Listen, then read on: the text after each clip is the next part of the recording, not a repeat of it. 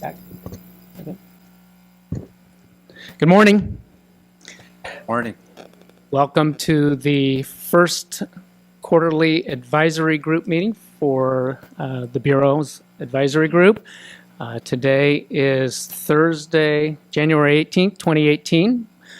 My name is Patrick DeRay, Chief of the Bureau of Automotive Repair. We've got a well-attended meeting today and well-attended on the dais here.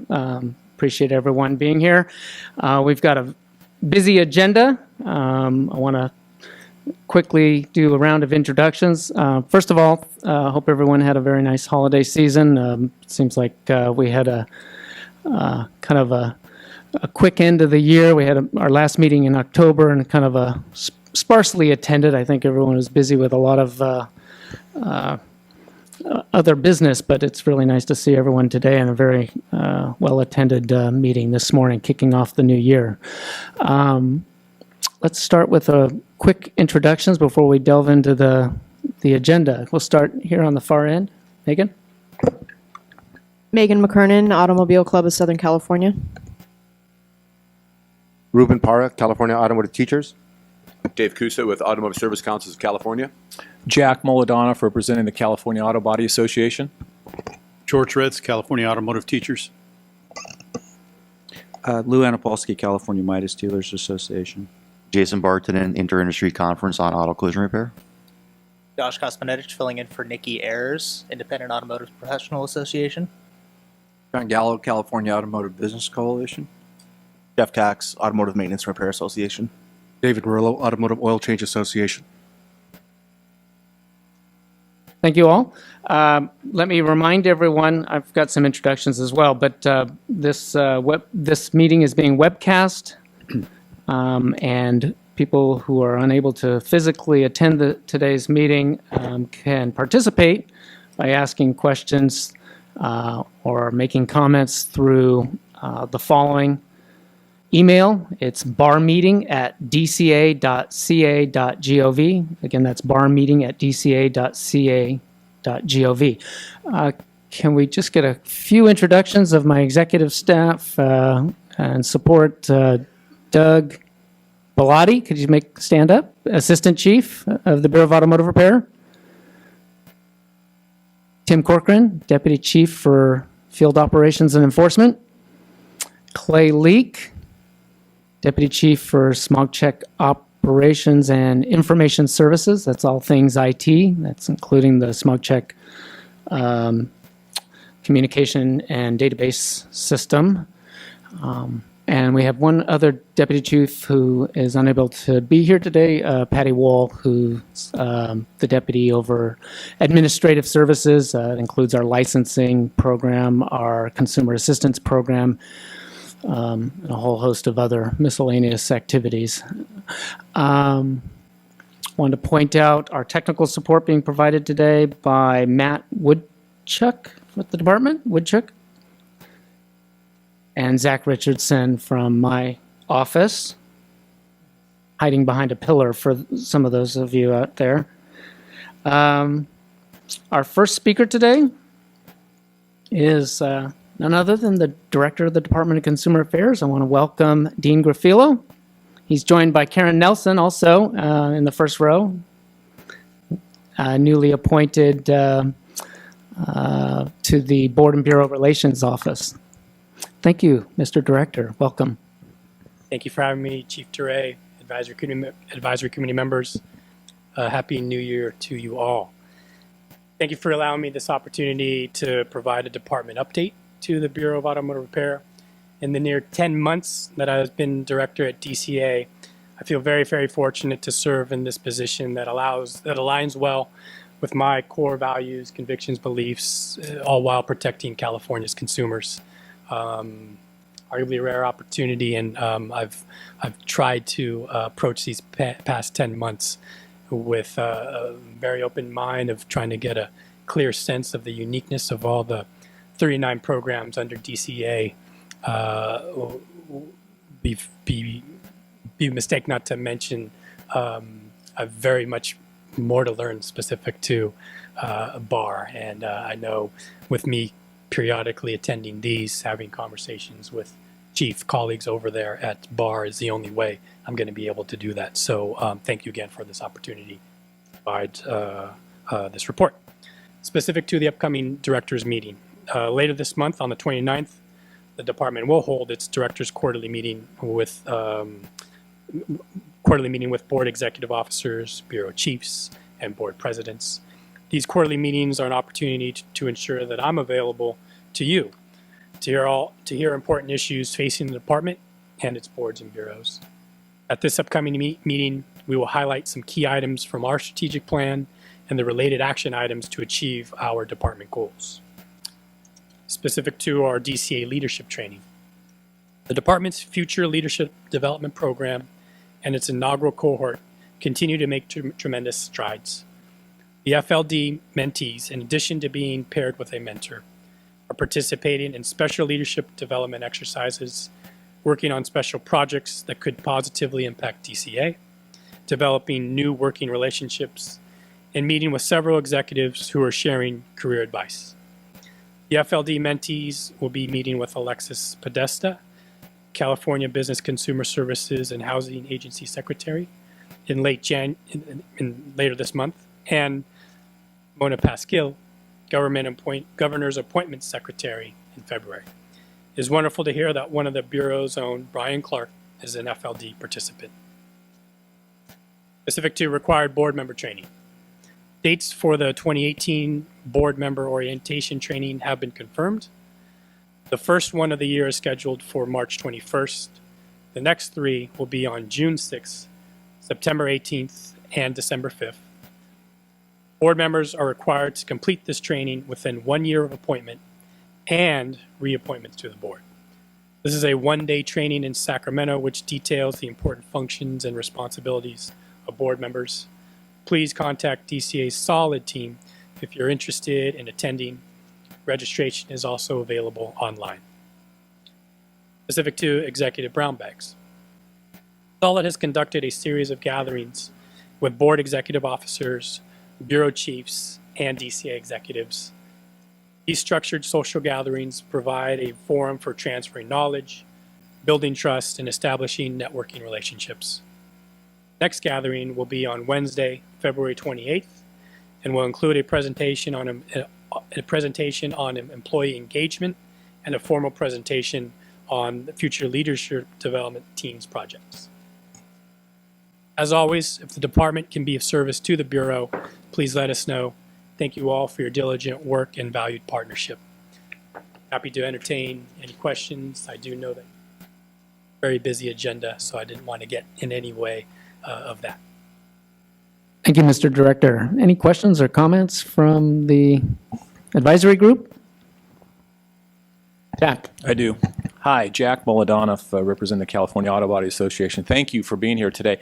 One of the things you didn't touch on, but from the Bureau standpoint, I know they're going through a sunset review this year at the legislature. I don't know if you have any feedback on that. I have a couple of comments I wanted to bring at least to your attention that I think are going to come up during the sunset review this year.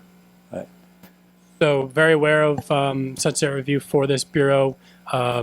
Been able to participate and have some initial meetings with Pat, others in preparation for sunset review. I'm aware of some of the issues that folks are anticipating that will be discussed. Happy to have a fuller conversation. I know that Pat is going to have a fuller conversation specific to sunset review during this meeting, so in no way, shape, or form am I going to steal his thunder specific to that, but more than happy to hear you out even more. Yeah, there are two comments that I wanted to at least relay to you. So the last sunset review was about 5 years ago or so, and so I was there testifying on behalf of the industry, and one of the issues that had come up, and I remember specifically testifying, was with regard to unlicensed, unregistered activity. Under current law, that was enacted back in 1971 or so in the muscle car era. There are certain exemptions that are provided. There's a list of exemptions that you don't have to register with BAR, and there's a list. and one is an oil changing and tires. And anyway, the technology's obviously changed with the automobiles. And so at that point, we had I testified indicating that it's really important that there's some leadership here so we can at least address this issue, because from my client's standpoint, they believe if you're touching the car, you should end up be registered with the BAR because of the technology and what you need to know operating these vehicles or working on these vehicles. So that issue was raised, and then of course 2 years ago there are a couple of bills that went to the governor's desk, SB 778, and the other one was the Jones bill. I think it was AB 873 if I'm not mistaken.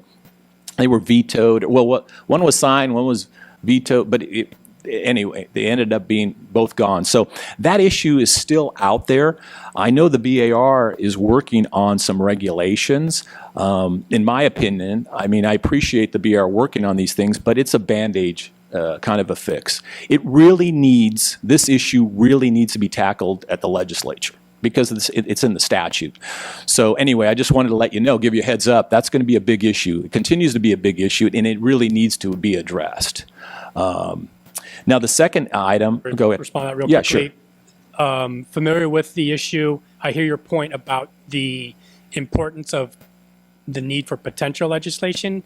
And I say potential legislation because given my history in the legislature, oftentimes we did conclude that legislation wasn't necessary per se. But not dismissing your contention that legislation may in fact be needed, here's my point. I'm interested in exhausting all potential remedies. May not be legislation, may not be regulation, may not be via the power of convening and creative problem solving. And so appreciate you bringing it to my attention in this forum. It's a reminder of conversations that I've had previously. Looking forward to how we may be able to effectively address this via sunset or otherwise. Yeah, no, I appreciate it. I just want to give you a heads up because it came up. I remember testifying on this 5 years ago, and we're still talking about it, right? Which leads me to the second issue that I wanted to bring to your attention. You're probably aware of this. In my opinion, the BAR does a great job. Okay, without the BAR, we'd be the Wild West out there. Okay, so overall, I feel personally that the BAR does a good job overseeing the industry. You know, we may agree to disagree on certain issues, but overall they do a good job. One of the areas that I think, or at least from my perspective, that there could be some improvement here it has to do with regulations. And I've been doing this for a long time now, but it seems like there's sort of, I don't know if it's the bureaucracy or what. Regulations shouldn't take 5 years. It shouldn't take a half a decade to get a regulation done, right? And so that has been a constant issue here, at least. And I know it may be a broader issue, but I know that this is another issue that will come up during the sunset review. So again, I want to bring it to your attention. I think it's something, it's more constructive, but I think it's something that should be reviewed. And I don't know if the BR needs more resources, more people, whatever it is, but I think from an industry standpoint, 5 years, frankly, is just not acceptable. Totally agree with 5 years being unacceptable. Not familiar enough with kind of the median or the average amount of time for BAR to churn out a reg. As you may very well know, BAR isn't the sole entity involved in churning out regulations. DCA, very active in looking internally in terms of how to try to make the regulations process more efficient for everyone, primarily California's consumers. So appreciate you mentioning that to me here. Not lost on us at all. Great. Thank you very much for being here. Appreciate it. Thank you. Appreciate it. Thank you, Jack. Any other comments or questions? Anyone from the advisory group?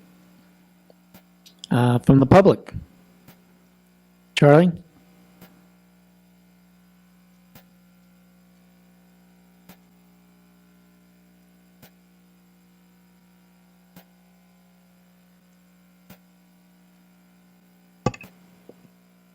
Yes, thank you.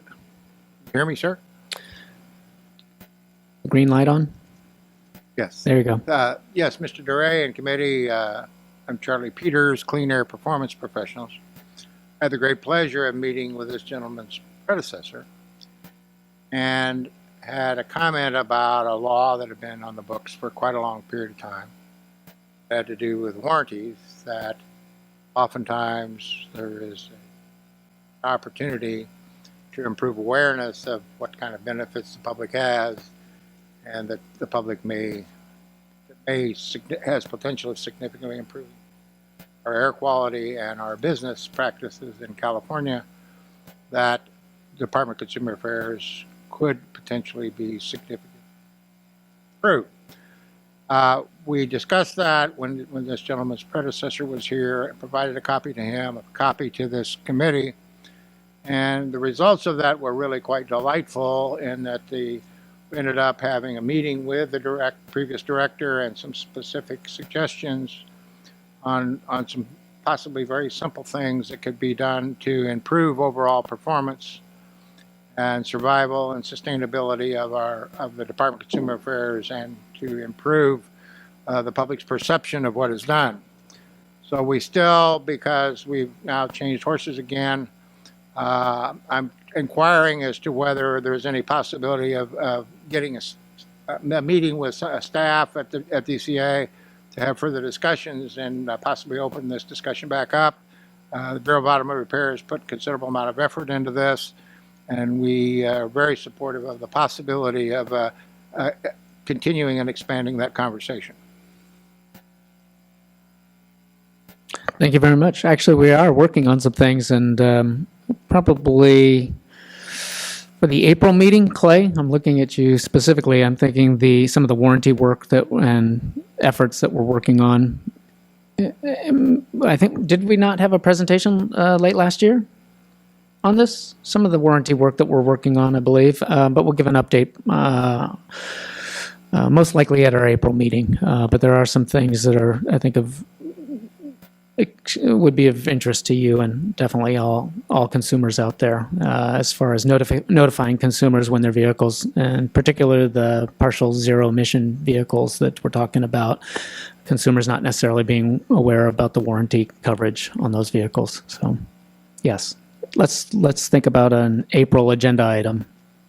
Yes, sir, but in the same token, I was wondering if there is a possibility of us meeting with somebody, a representative of DCA, to continue this conversation. All right. Chief Dre, I'll be more than happy to answer that question directly. Mr. Peters, as you probably are very well aware, Governor Brown's, one of his priorities is, clean climate initiatives, and be more than interested in meeting either myself or a colleague specific to the issue that you are bringing to attention today. Thank you, Charlie. Any others? Anyone listening in through the webcast? Nothing? All right. Thank you very much, Mr. Director. Thank you so much. I really appreciate your being here this morning. Happy New Year to you and the Executive Office team. Thank you, Ms. Nelson, for also being here. Glad to be here. Thank you.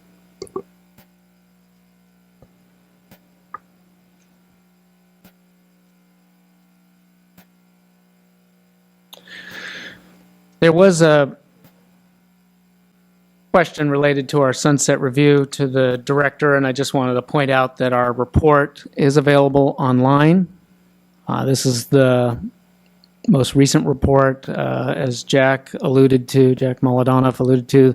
Our last sunset review was approximately 4 or 5 years ago, I think in 2013. The next step in that process after the publication of this report, which was in December, just a month or so ago, is the Bureau will most likely hear back from the Senate and Assembly committees to whom this report was presented.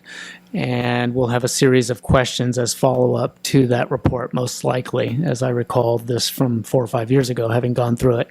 And then at some point after our responses, there'll be a hearing or series of hearings potentially to address these issues in a public forum.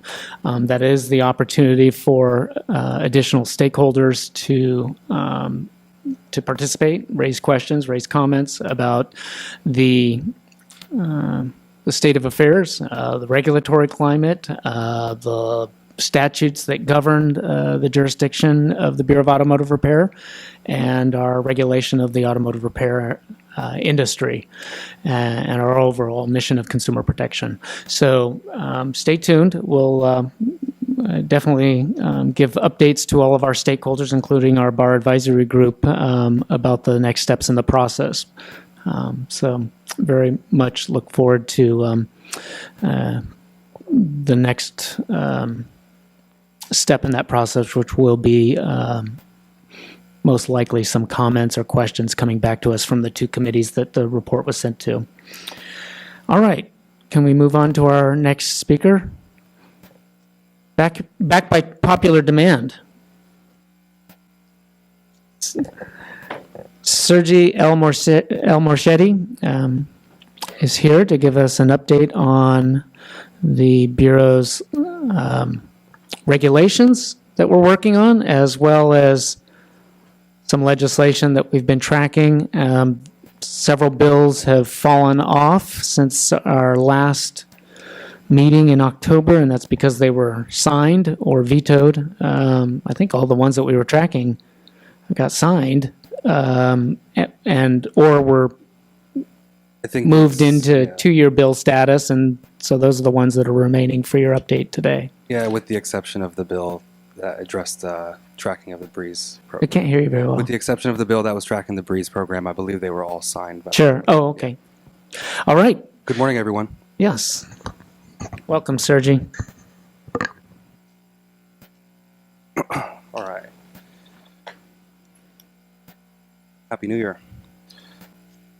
Start with the legislation. There's a few bills here carried over into the second year of the two-year legislative session, impacting the Bureau. Yeah, thank you. I've noticed that the quality of the sound coming through on the mics is not from the for the presenters hasn't, and questions that have been coming in. Okay. Yeah. Okay. I can hear you fine. I just think the audience and maybe even the webcast might not be picking it up. Okay. Thanks. Okay. I can hear that a little better. Yeah.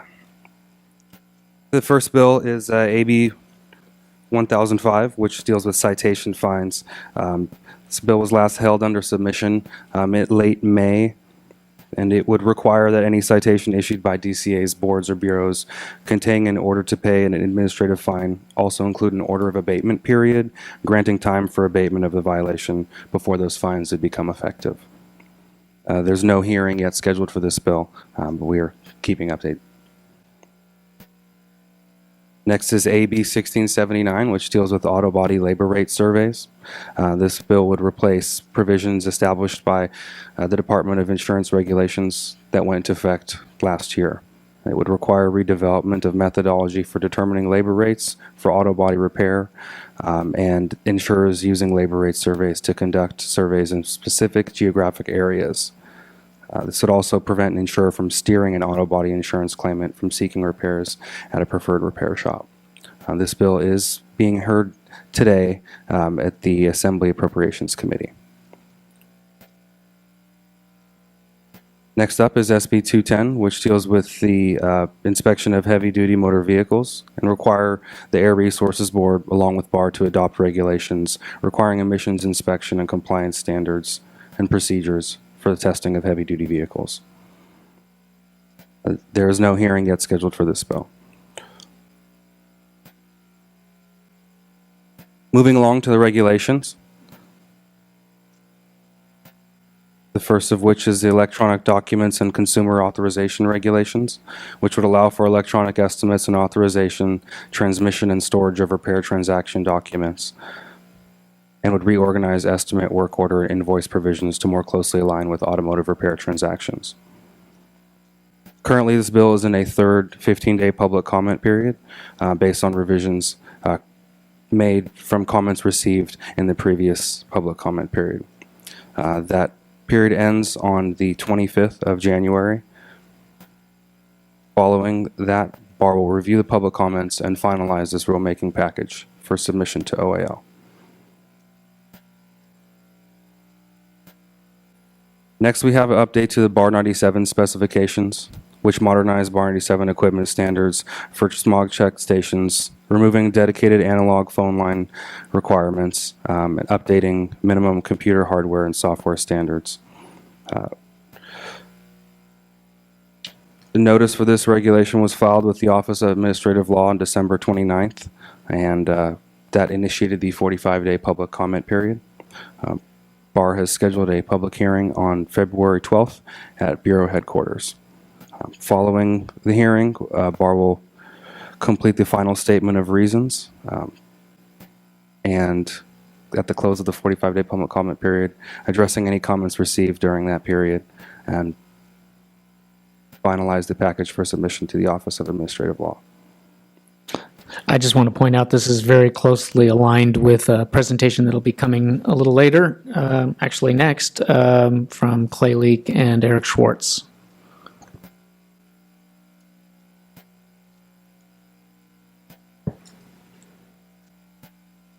The next regulation we have is an update to training provider requirements, which would make requirements for certification of smog check training providers consistent with BAR's current licensing requirements, which were updated in previous regulation packages. Would authorize training for compliance and laws and regulations and make conforming changes to BAR's disciplinary guidelines.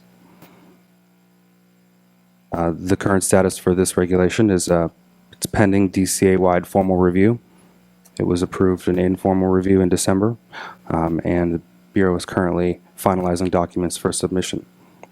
Following department review, the regulation would go to our agency, Business Consumer Services and Housing Agency, for review, and upon approval, be filed with OAL to begin the 45-day public comment period.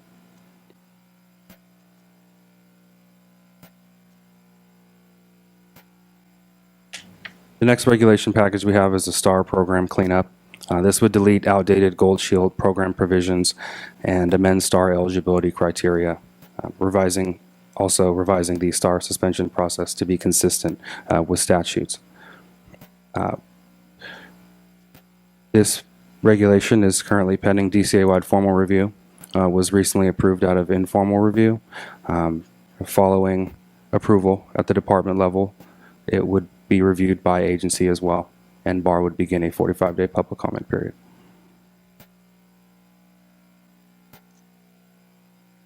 Next, we have exemptions to repair of motor vehicle and estimate requirements.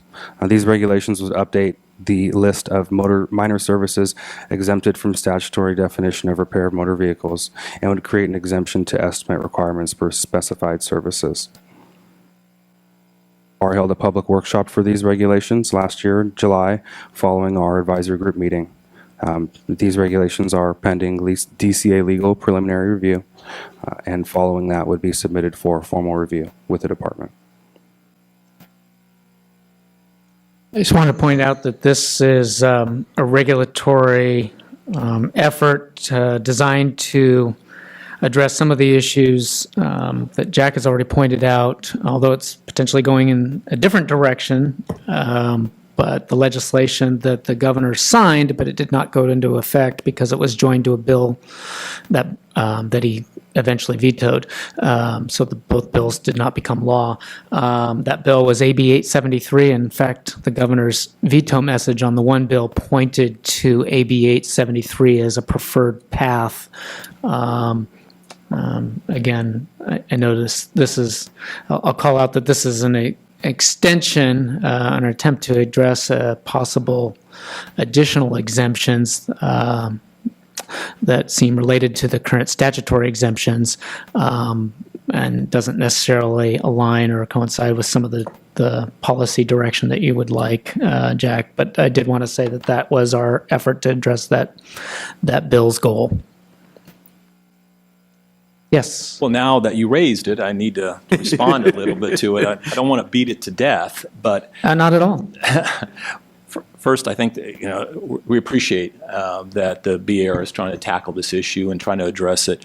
But from the ARD perspective, someone that is registered currently, it's just inherently unfair, this level playing field, that the current ARD that is out there that has to comply with all the laws and regulations is competing with someone down the street doing the same service and doesn't need to be registered with BAR. That's just not a level playing field. It's not fair. Plus, and more importantly maybe, from a consumer standpoint, the consumer doesn't know. They come in, they go to one facility and they get consumer protection, and they go to another facility and they don't. How do they know? I mean, we're not protecting the consumer, and we're not doing anything, in my opinion, to level the playing field for businesses out there. So again, I know this is a very complex issue. It's complicated. You have a lot of parties in here, but I truly believe, and I shared this with the director. I did. You probably saw me step outside. This needs leadership. This needs a fix, and it needs to be a fix in the legislature. So the things that you've provided in here in the draft, I think it's a good framework, but I think we need to cut and paste and put it into legislation, because you have these minor exemptions in the statute, and that needs to get fixed. And I don't want to beat it to death. I think all of you know the position that it's not only my clients, but the industry as a whole. If you're registered in ARD, they just want a level playing field, and from a consumer standpoint, it's only fair. But thank you. Thank you for the comment. I'll let you move on. Sorry, Sergi. No problem. Thank you, Jack. Didn't mean the commercial interruption, but I did feel like it was necessary to point out that this was our attempt to address the kind of the issues in that bill that did not become law.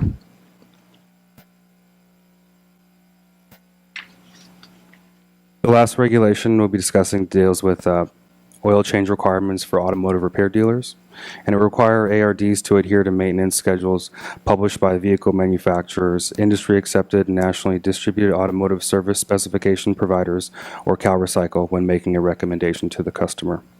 It would also require ARDs when completing an oil change to include the statement as shown on the slide on the invoice, and would not prohibit a customer from requesting an interval that differs from that manufacturer's published service interval. These regulations are currently with our agency for review. Upon approval, will be filed with OAL to begin a 45-day public comment period. And I'll step in one more time. This is a regulatory effort designed to address the other bill to which I referred, which was 778, Senate Bill 778 by Senator Allen. That was the bill that was vetoed. This is an attempt to address the goals in that legislation. Not as prescriptive as maybe were some of the provisions in that bill, certainly allowing for some flexibility where oil change frequency can vary, certainly by manufacturer, and certainly by conditions outside of the control of the manufacturer or the service provider, such as climate, weather, driving habits of the driver, so on and so forth. So this is an attempt to address the goals of that legislation. We felt that legislation wasn't necessarily needed, and we're going to look at our ability to do this through regulation. So that's this regulation and the intent behind it. Anything else? Did you have any other comments? I'm sorry. No, that's all. Thank you. Okay. I didn't mean to cut off your presentation. Actually, okay. Last slide was your closing slide. Any comments, questions from the advisory group members? Mr. Gallo. John Gallo, California Automotive Business Coalition. Hi, Sergi. Thank you for the presentation. I think it's important that we work on this particular regulation, especially given all the work that was done on the Allen bill, and ultimately it was killed. But there were a lot of concerns that we had in the draft of the Allen bill because it mandated things that just weren't feasible for consumers. But I think it goes in part and parcel with Jack's comments regarding ARD requirements for all oil changers. Because I really think that they go hand in glove. Because when we think about these new regulations as it relates to automotive oil changes, and you're going to have one part that has to abide by the new regulation for oil changes and the other part that does not. So it's a we and they, and we really have to get into a position where everybody's on a level playing field. Having said that, I think it's critical, and I appreciate the Bureau taking this on and it not going through legislation, because after all the work that we spent on 778, ultimately to have it enjoined with the other bill that was going to define minor services, and then ultimately to have both of them die, in essence, we started at ground zero, and I'm glad that the chief took it upon the department to really form this regulation and to come up with a standard that takes all of the things that we had concerns about into consideration, including what the chief pointed out, driving conditions, weather conditions, and so on and so forth. That took a lot of time to get into Senate Bill 778. So I applaud the efforts. We want to continue working with the Bureau to come with a regulation that's manageable for the consumer and industry, but also to really go back to the issue that we need to address the 500-pound elephant in the room, and that's non-licensed oil changers versus licensed. Thank you. Thank you, Mr. Gallo. Any other comments, questions? Mr. Kusa. Thank you. Yeah, Dave Kusa, Automotive Service Council of California. Thank you, Sergi. A hearty second to what John just said. And then a question on the timeline for the electronic documentation. Once that gets into AOL and hopefully everything gets worked out and approved, any idea when these regulations might be in effect? We anticipate submitting that to the Office of Administrative Law probably within the first quarter of this year. Upon finalization of the rulemaking documents, it would be submitted to the department for final approval. And then once submitted to the Office of Administrative Law, they have 6 weeks, about 45 calendar days to review the package and issue an approval or denial. Welcome. We are extremely hopeful and actually more hopeful, optimistic that all of the front-end work that we did working with our stakeholders on this package, as we do with all of our packages, to be quite honest, and to Jack's point about the timing that it takes to get a regulation through, a lot of that is because of the front-end work that we undertake to make sure that we've addressed all of our stakeholders' concerns and that we're not just going blindly into developing a regulatory package that's going to not going to have the desired effect or impact, that's going to be opposed by a good portion of our stakeholders. So we spent a lot of time working on the front end to kind of develop a package that we feel will be, first of all, approved by the end of the process by the Office of Administrative Law, and secondly, that it incorporates or addresses a lot of the concerns that we would hear during the formal public comment process, and trying to alleviate or trying to address those concerns on the front end. So there's a lot of time that is spent, but we are very close on this one. The most recent 15-day public comment period, I know, raised some concerns from people about what was the need to do another third 15-day, and it became clear to us through discussions with our legal department that was reviewing this package before we would be submitting it up the chain to our agency and then ultimately to the Office of Administrative Law, or OAL. They pointed out a discrepancy between our regulation, a minor discrepancy, but an important one nonetheless, with the wording in statute and the drafting in our regulations. So we felt it was, rather than run the risk of a potential rejection of the entire package, which could have happened, we felt it was important for us to address that and put it out for public comment. And it was very simply, I'm not sure the section of the regulations, but it was the estimate provisions, wherein we had changed the wording essentially saying in summary that an estimate is required before any, and the statute reads, before any work is performed. We had somewhere in the drafting process had changed that from current regulations to diagnosis and repair, which is very limiting. Inspections, maintenance, all sorts of words that could be used that would potentially eliminate the need for an estimate potentially. And that was much narrowly defining what the statute had envisioned. Yes, Mr. Para. Hi, Sergi. I'm sorry, going back to the training provider requirements, could you elaborate a little bit on what current licensing requirements or compliance with laws? I was under the impression that at least the colleges that I work with that provide training were under the same licensing and compliance requirements as was currently necessary. Could you please elaborate a little bit as to what licensing requirements and again which compliances we're needing to In regulation, what the proposal would be doing is kind of lining up with our licensing restructure from a few years ago, in that the instructor certifications would be combined into one, basic and advanced, and then the terms for the certification would align with the smog check licenses as well. and could you point me in the direction where I could maybe get a little bit more information as the more specifics on this? Yeah. It's very important to me. Definitely. I can speak with you after the meeting and discuss that with you a little more further. Great, thank you. Thank you, Ruben.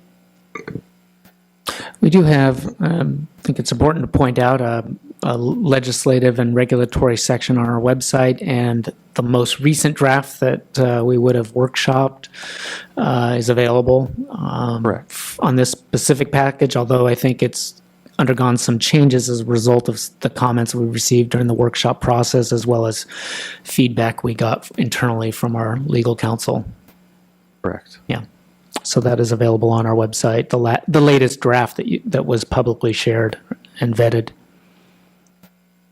Okay. Other comments from the advisory group members? Anybody else? All right. From the public, I see Mr. Peters raising his hand again.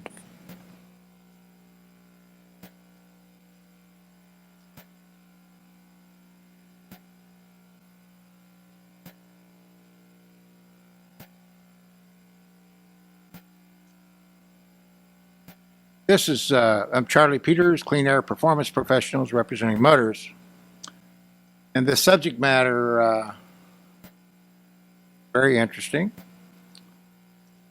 But I have an interest in what has not been said rather than what has been said.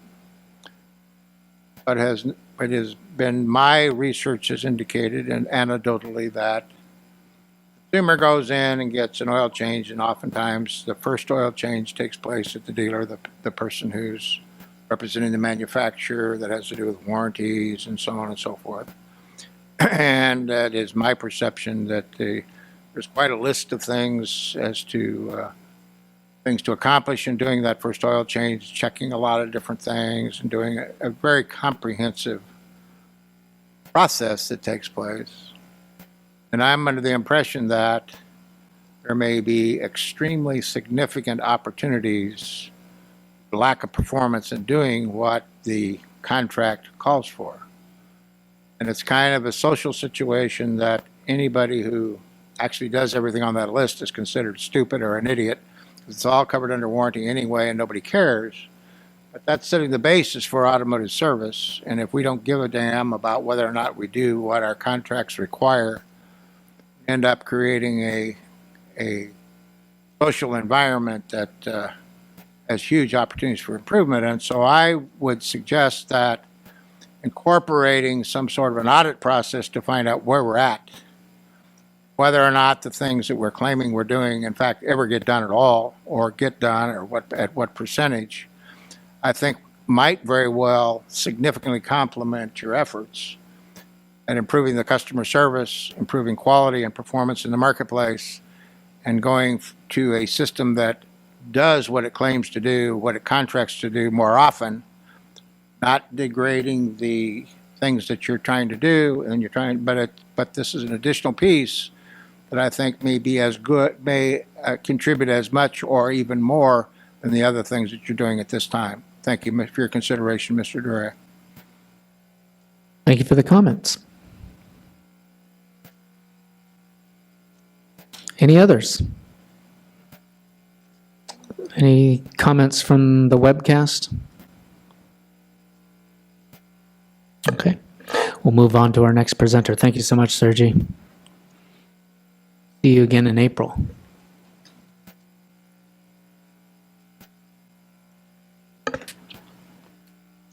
All right, our next presentation, combined effort by Clay Leak, Deputy Chief for Smog Check Operations and Information Services, and Eric Schwartz with SGS HESCOM, the contractor for our Vehicle Information Database and Communication Services for the Smog Check program. Welcome both. Thank you very much. Happy to be here and provide a quick update on the Cal Vista project. Really quick, just a quick reminder in terms of what the scope of this effort is. First and foremost was to negotiate ownership of the California Vehicle Inspection System, which supports all that is smog check, refresh the system to a state-owned data center, and in parallel with those activities, publish an RFP and obtain ongoing maintenance and operation services to continue to support the system and the smog check program. Quick status on the RFP. We were very busy over the last quarter, working to publish a complete and accurate bidder's library, which is current as of a few weeks ago with the most recent design documentation, use case documentation, functional requirements documentation, et cetera, et cetera. It's several thousand pages of documentation, really designed to help our bidders understand what the system is, what it does, so they can tailor their bids accordingly. Have responded to numerous questions, 50, 60, 70 questions or so. I think we just published our 8th Q&A set recently, if I'm not mistaken. So those are all current and available for all of our bidders. Completed confidential discussions late last year with all of our draft bidders who submitted draft bids. We also have published several RFP addenda. Addenda 4, 5, 6, 7, and actually 8 was just published a couple weeks ago prior to the drafting of this presentation. Because of some changes that we made to the design of the system that we are refreshing over to the state data center, and some clarifications that we provided through an RFP addendum to billable test data, we did extend the due date of final bids from January 11th to February 10th. I'm off by a day there in my slide. I apologize for that. Project dependencies. Pat did briefly mention the Bar 97 regulation package and the potential impacts to this project and the dependencies. So as I report every quarter, we continue to have quality of service issues with smog check stations attempting to connect to our system over phone lines. This particular package, as Sergi mentioned, has been filed with OAL for a 45-day public comment period. We continue to work with both Worldwide Environmental Products and Opus with the certification of Bar 97 equipment that is internet capable. Worldwide is actually in beta testing and has, I believe, roughly 30 or 40 stations doing inspections over the internet with Bar 97 equipment in production.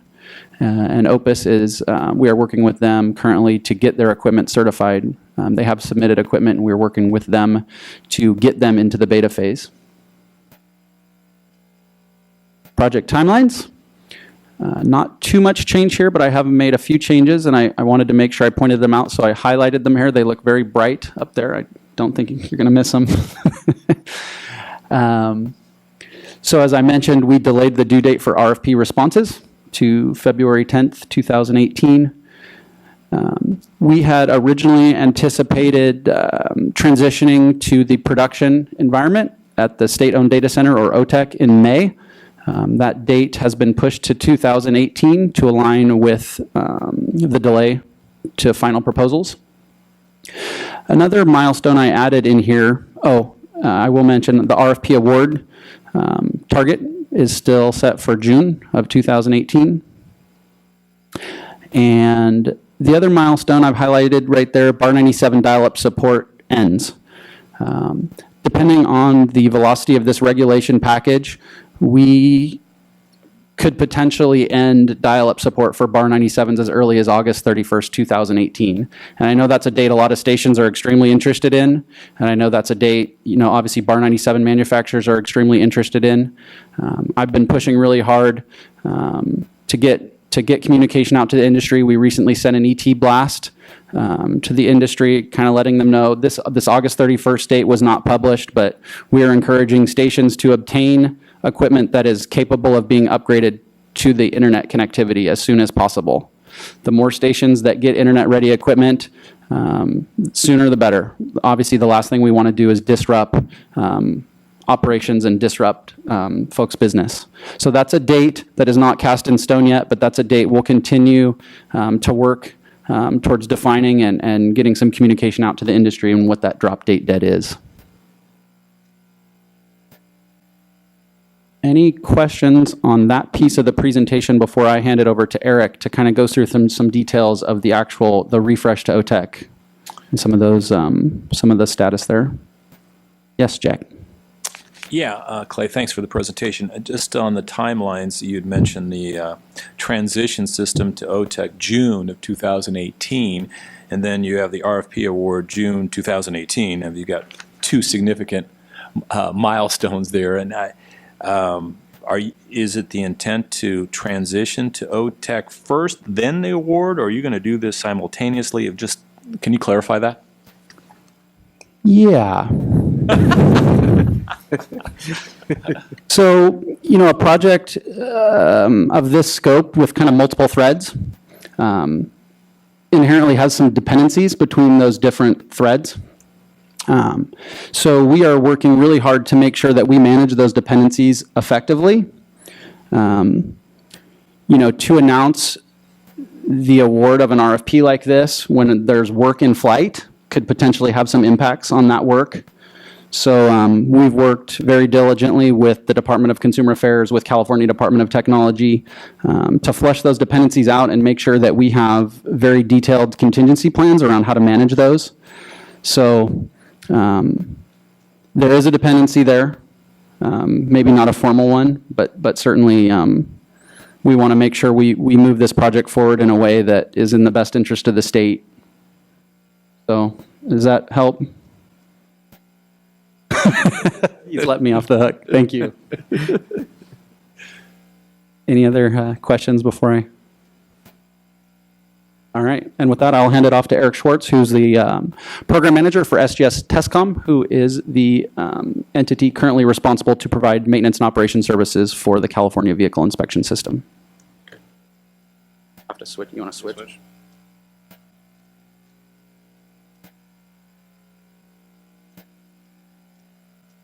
All right, good morning. Thank you very much, Clay. From the CalVista technology refresh effort, since we last were here in October, we've actually had some very good progress on the project and also a few roadblocks. I'll cover some of the accomplishments that we have gone through. First off, we have completed our network configuration in OTEC and hardening, which is applying all security standards and protocols to the networking equipment. In addition, the Oracle Exadata, which is the storage array for the databases, has been set up and certified by Oracle for our non-production environments. So that allows us to begin all of our testing for the non-production environments and get our databases copied over and set up on there. In addition, a lot of our virtual servers and storage for the non-production environments has also been set up. And we've completed all prototype testing for the database environments and for replication.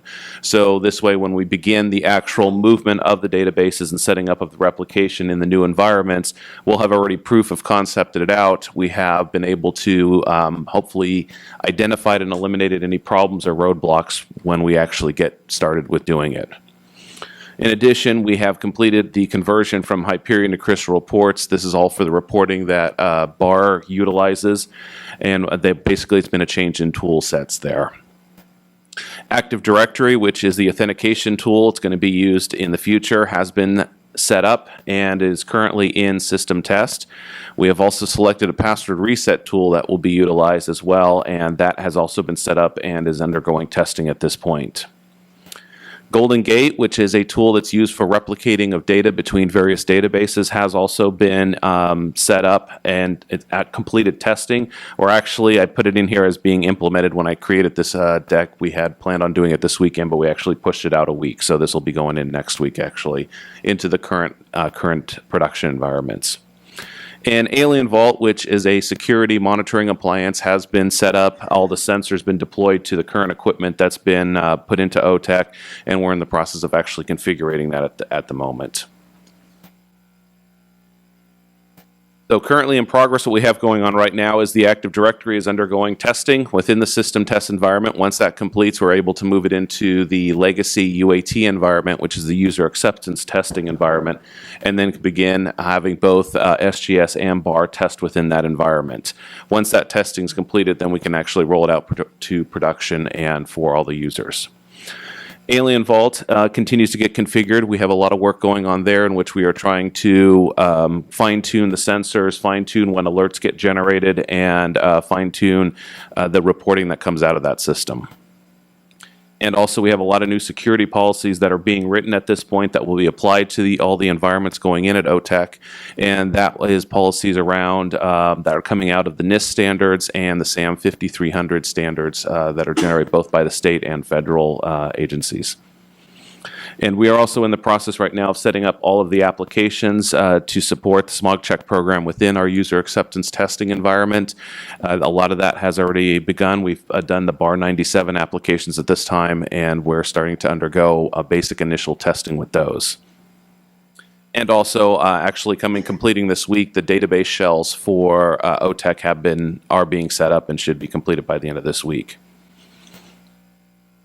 Next steps, which covers basically next week and probably for the next 60 days, we're going to finalize our UAT and production transition plans. We've had a number of internal sessions within SGS and also collaboration meetings with BAR to go over the transition plans and what that looks like.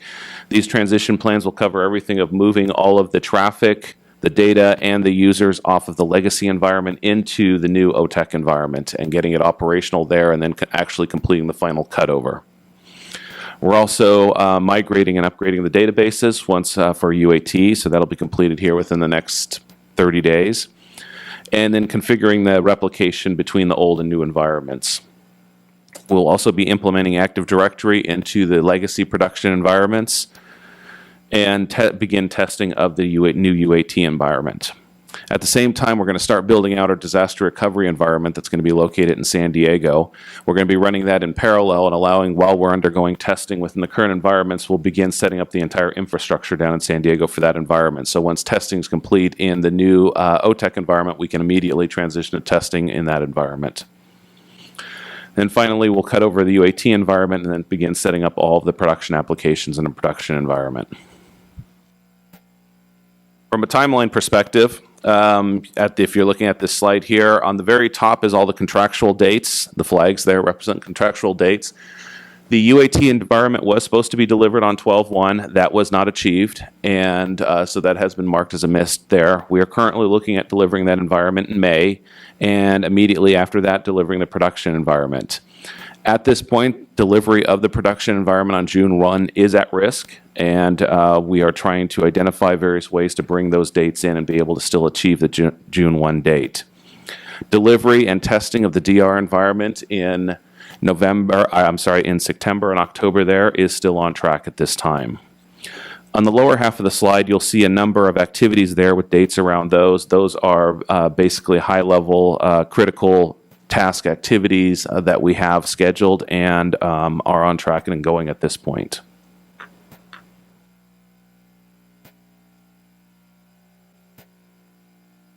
In conclusion, we are still working very diligently to meet the June 1 date for production transition.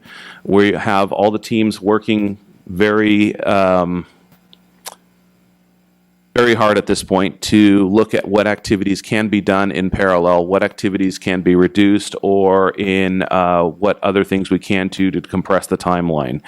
We're looking at running more activities in parallel, looking where we can cut down and implement more automation and testing, and what activities aren't exactly critical to the critical path activities here, and moving those out of the way so that we can get everything done in time. The biggest determination of the June 1 date will be the testing of the UAT environment, which we have coming up here in the next couple months. Once that environment gets set up and we begin testing within that environment, we'll have a very good idea of how many issues and problems we may run into, what sort of technical difficulties we might have, and how well the production environment goes. So by the time I believe we reconvene in April, I believe it is, I will have a very good idea of the exact target date and can report that to this committee here. Any questions? Thank you both, Clay and Eric. Any questions, comments, issues? It's going to be a quiz on all of those acronyms at the end of the meeting. Alphabet soup. I saw Charlie's hand raised during the middle of the presentation. I'll call him up now. Mr. Peters.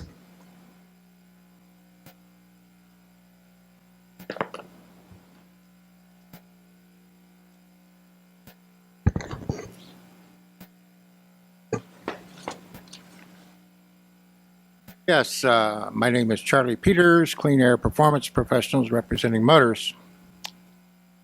And as far as information going into and out of testing equipment, there's an area of interest to me that of warranties that there was a significant opportunity to improve the perception of the public and the service industry, and a significant amount of people that seem not to know what even some of the acronyms mean. I made a comment to a previous meeting of a previous committee called the IM Review Committee, that I found it very interesting that customers have no idea how to get their car fixed. There's no information and a whole lot of misinformation. And the Bureau of Automotive Repair took that issue on, absolutely blew my doors off as the accomplishments that they made, incorporating that in Bar 97, that I didn't think was possible with the current data to do, which they did and accomplished. And so it got to a point where the technician, in doing a test, if a car, or there was a list in the system that identified the cars that were very possibly under warranty, with a statement to check the car and refer it to an appropriate place to get it repaired. And that was absolutely incredibly effective at creating some communication and awareness in the marketplace with all the parties. This week, I attended a significant dealer in my area, in the Bay Area, and a very significant dealer, and talked to the service manager there and had some discussion about the subject matter, and was absolutely blown away. I was able to answer virtually every question, which was just like a miracle because nobody seemed to know anything previously. So the efforts that the Bureau of Automotive Repair has made to date have been awesome. However, the new equipment, the cars that are involved, the cars that are potentially under warranty, get no notice whatsoever. It's been disregarded. And here we are putting in this huge, important system, and this may very well impact the performance, the overall performance of the program significantly, and we still are ignoring the possibility of providing appropriate notice, providing appropriate input as to this car is under warranty, and seeing to it that, in fact, maybe some of these cars get fixed. Currently, the only thing that seems to work is a complaint form to the dealer with indicating what the PZ or what the warranty would cover, no customer's name, no dealership name, and that BAR complaint form tends to get some very delightful quick action. Do I think that's an appropriate approach? I do not. Still, the situation, if a customer has a complaint, there's only one way for the customer complaint to be addressed by the Air Resources Board, who has jurisdiction here. That is, a customer needs a letter from the manufacturer refusing to fix the car that's covered under warranty. We're completely ignoring it in this implementation from my perspective, and I think there's a huge opportunity there for us to add that to the process and to incorporate the warranty information to the smog check provider and allow for appropriate inputs into the machine to where we can improve this behavior in the marketplace. It can be very significant environmentally, and for the justification that all this money, effort, and time being spent on this project is better, even better, important to the people of California. Thank you, Mr. DeRay. You're most welcome. Thank you for your comments. Any others? Anyone on the webcast? Okay. Thank you both, Clay and Eric. We'll see you in April. You can't go away, Clay. You're up next. You did this to yourself, actually, so. Our next presenters on the OBD data check, also known as certificate blocking, made possible by smog check reform legislation in 2010 by Assembly Member Mike Ng at the time. We reported on a year ago, and we're going to give an update on where we are a year from implementation and that last report that we did to the advisory group. Joining Clay today is Mark Casillas with Bar Field Operations and Enforcement. Mark has been a supervisor in the Valencia field office, as well as most recently in the Culver City field office. And his most recent assignment has taken him into heading up a task force or an enforcement team, essentially looking at OBD smog check inspections and looking at compliance issues associated with those inspections. Thank you both for joining us. Thank you. So yeah, Pat briefly mentioned a presentation that was given by Paul Hedgeland almost exactly a year ago, entitled OBD Data Check. A year ago, when we kind of started talking about this topic, we really didn't know what the result was going to be. A year later, I am just absolutely thrilled with the results. Somebody over the holidays, we had some kind of holiday events, and I was asked what I was most proud of that happened over the last year, and without a doubt, this is it. Without a doubt, there's so many people at Bar that helped contribute to this. I couldn't even begin to start a list. It's so long. But in addition to the results, I think one of the components of this that I'm really proud of is the unity that with the process that we took to achieve the results. This was truly an effort that crossed engineering, the technology side, our partners at SGS, the enforcement side. This is something that really was just embraced organizationally, and I think I think that's the reason I'm most proud of it, is that we were really able to do this together. So with that said, I will jump in. So OBD data check, or otherwise known as certificate blocking, or cert blocking for short, is a process that has allowed us to dramatically impact the amount of fraud that's occurring in the smog check program.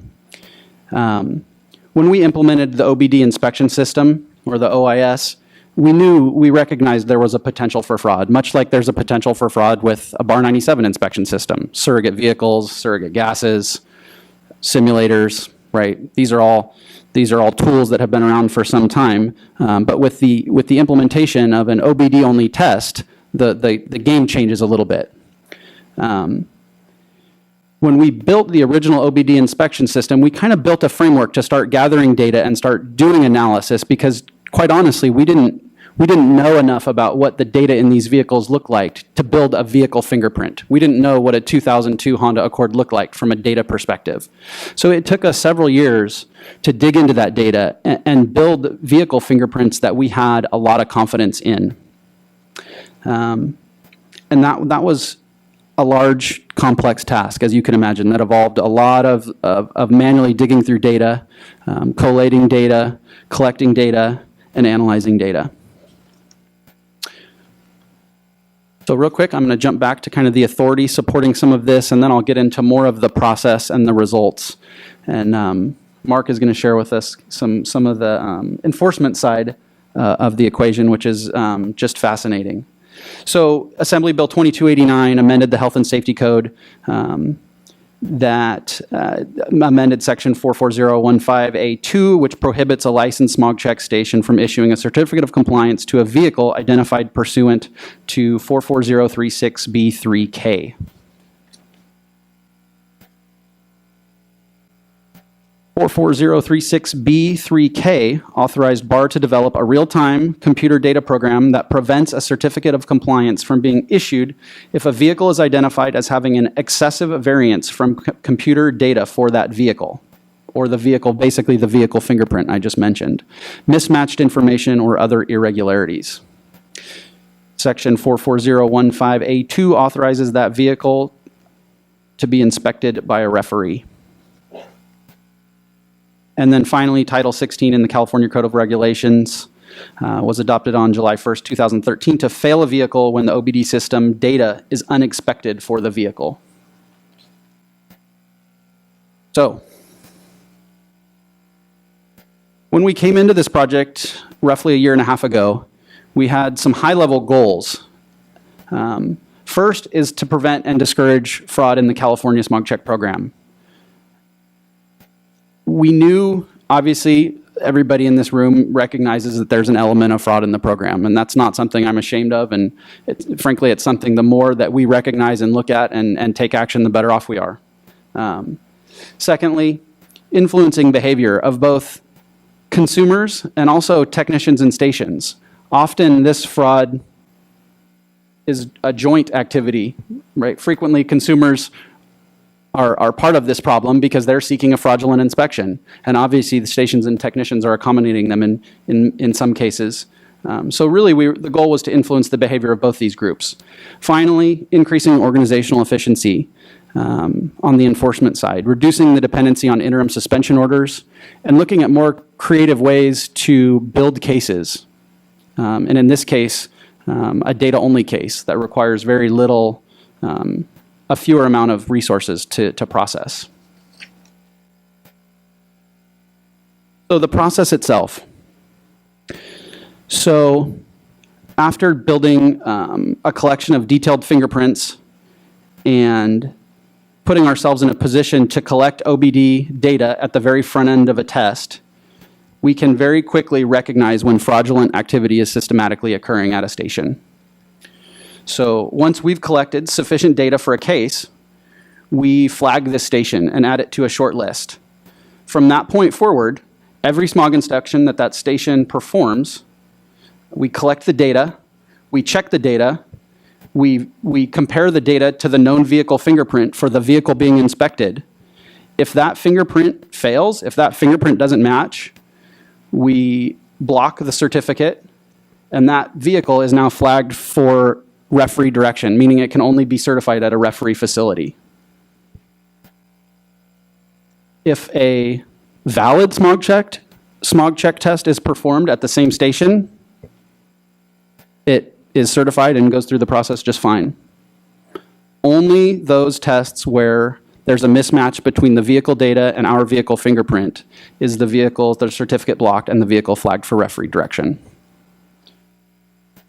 Surprisingly, over the last year, we received very few phone calls of people complaining about this behavior.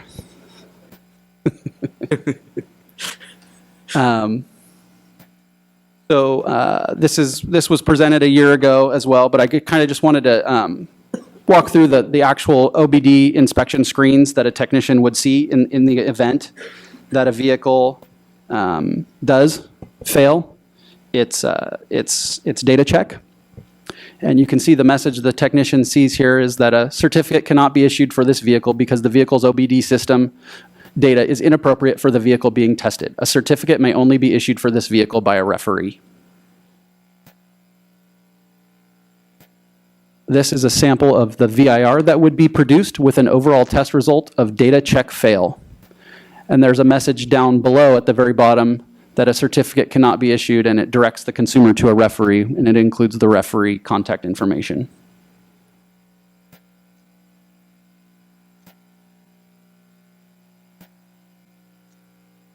This is an example of the screen that a technician would see if they attempt to certify a vehicle that has been flagged for referee direction.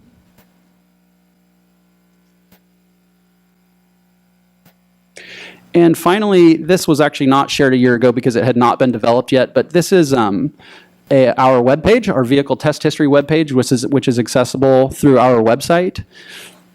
So you'll notice at the very top, this particular, you can search by VIN or plate on this webpage. This particular vehicle, which was a GMC Safari, was flagged for referee direction. So you see at the very top, referee certification required, yes, and it's actually highlighted on the webpage to make it very clear to the consumer or somebody interested in purchasing this vehicle that it has in fact been flagged for referee direction. And then in the vehicle test history down at the bottom, the second area, you can see it has a code of D, which is data fail. And then down at the very bottom, you can actually see a brief description of what data fail means in terms of the vehicle data being mismatched. So this was very useful for used car dealers. We really wanted to provide consumers and industry the tools to see which of these vehicles have been directed and also which ones are currently directed to the referee.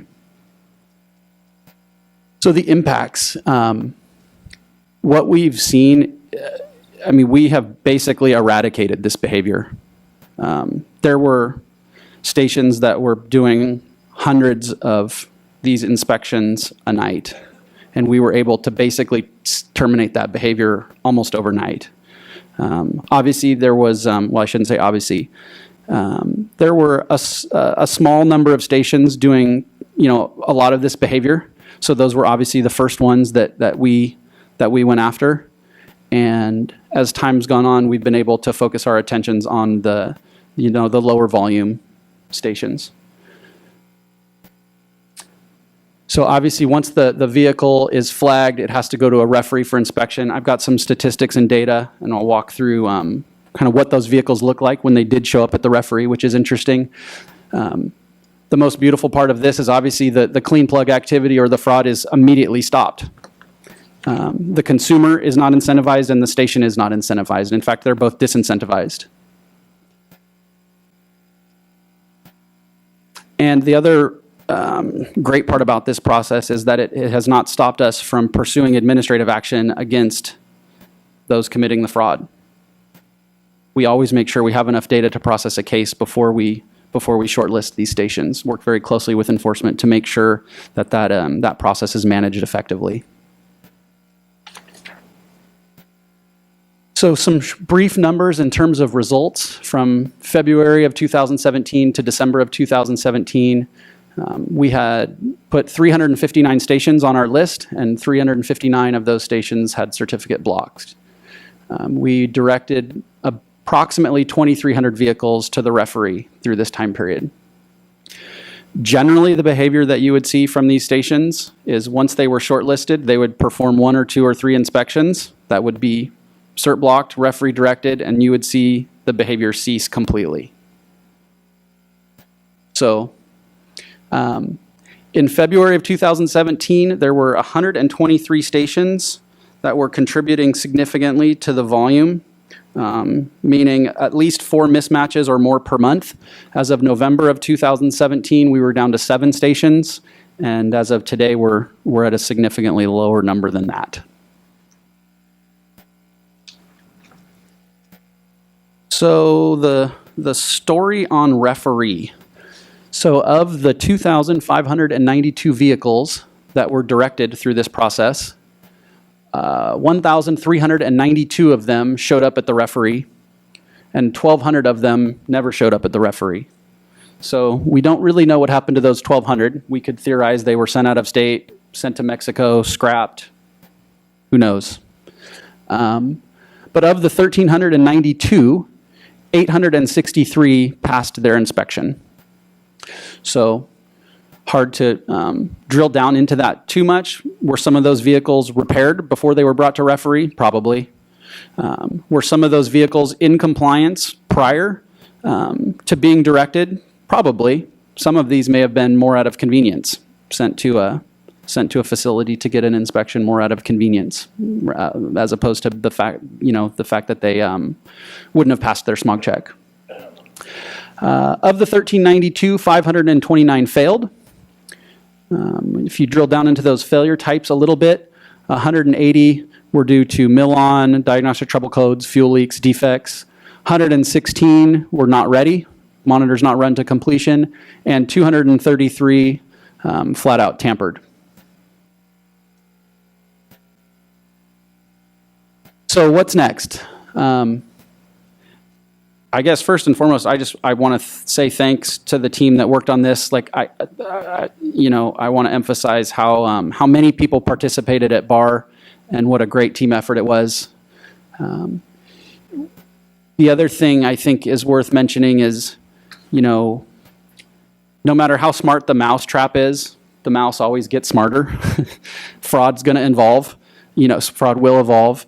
The bad players in the industry are always working to find new tools and new techniques and new methods to beat the system. So I always kind of equate it to a game of whack-a-mole. You whack one mole, but another mole is going to pop up soon. So you got to be ready to whack the next mole. We will continue to work. This model has proven to be extremely effective in terms of the process of blocking the certificate and directing to the referee. Is a very effective model because we have the OIS system is online all the time and connected. It's a model that works very well from a technology perspective. We are in the process of working on a new data acquisition device specification, or DAD specification, which will give us some additional tools in this fight, some additional data to collect. We will continue to look at updated and new certificate blocking strategies.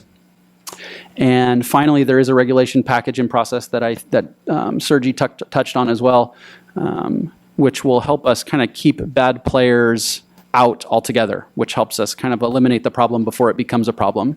So that's the STAR regulation package that's in flight. Any questions on that part of the presentation before I hand it off to Mark? Dave. Dave Kusa, ASCCA, thank you. Great job. Thanks for cleaning up the industry. I appreciate it, and our industry appreciates it. Thank you very much. Just a quick comment.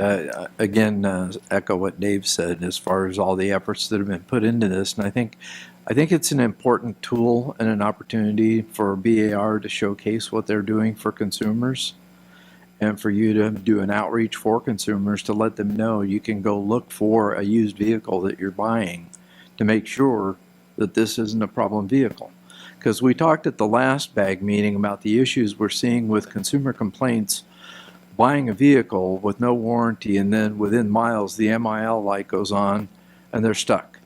And I think by doing some consumer outreach and education with the programs and the tools that you've put in place, showcase all the efforts that you've done not only to clean up the smog check program, but to also protect consumers. So thanks for all your efforts. Thank you. Clay, this may be more appropriately a question for Mark, but in your last year work in doing this, have you come across situations where you've detected activity that doesn't seem to comply? In other words, it's the activity that you're trying to, like clean plugging, let's say. And when you look into it, you find that the technician or technicians that are doing the clean plugging are actually working side jobs. They're after hours, and the shop owners may or may not be aware of what's going on. Have you run across that type of activity in the last year when since this program's been utilized? I'm not aware of any, and that may be a better question for the enforcement side, as they've had more kind of visibility to that side of the equation. As we look and review the data, we make a determination first and foremost if it's something that we want to take action on. The standard progressive levels of discipline apply.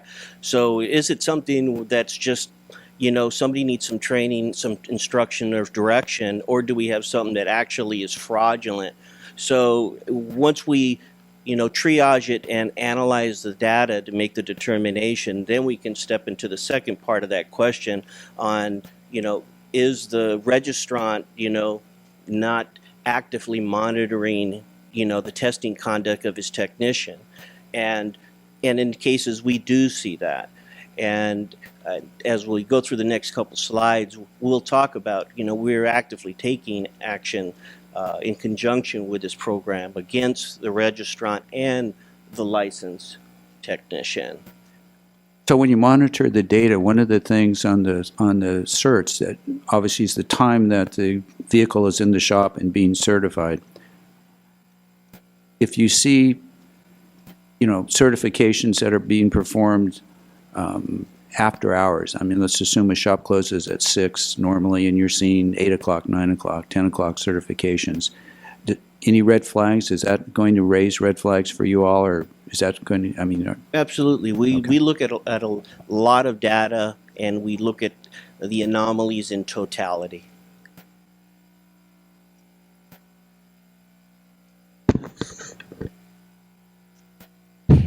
Keep doing the opposite, pressing the button off. Thank you, Lou, for the question. I think we might want to touch upon, we're all presuming the vehicle's in a shop.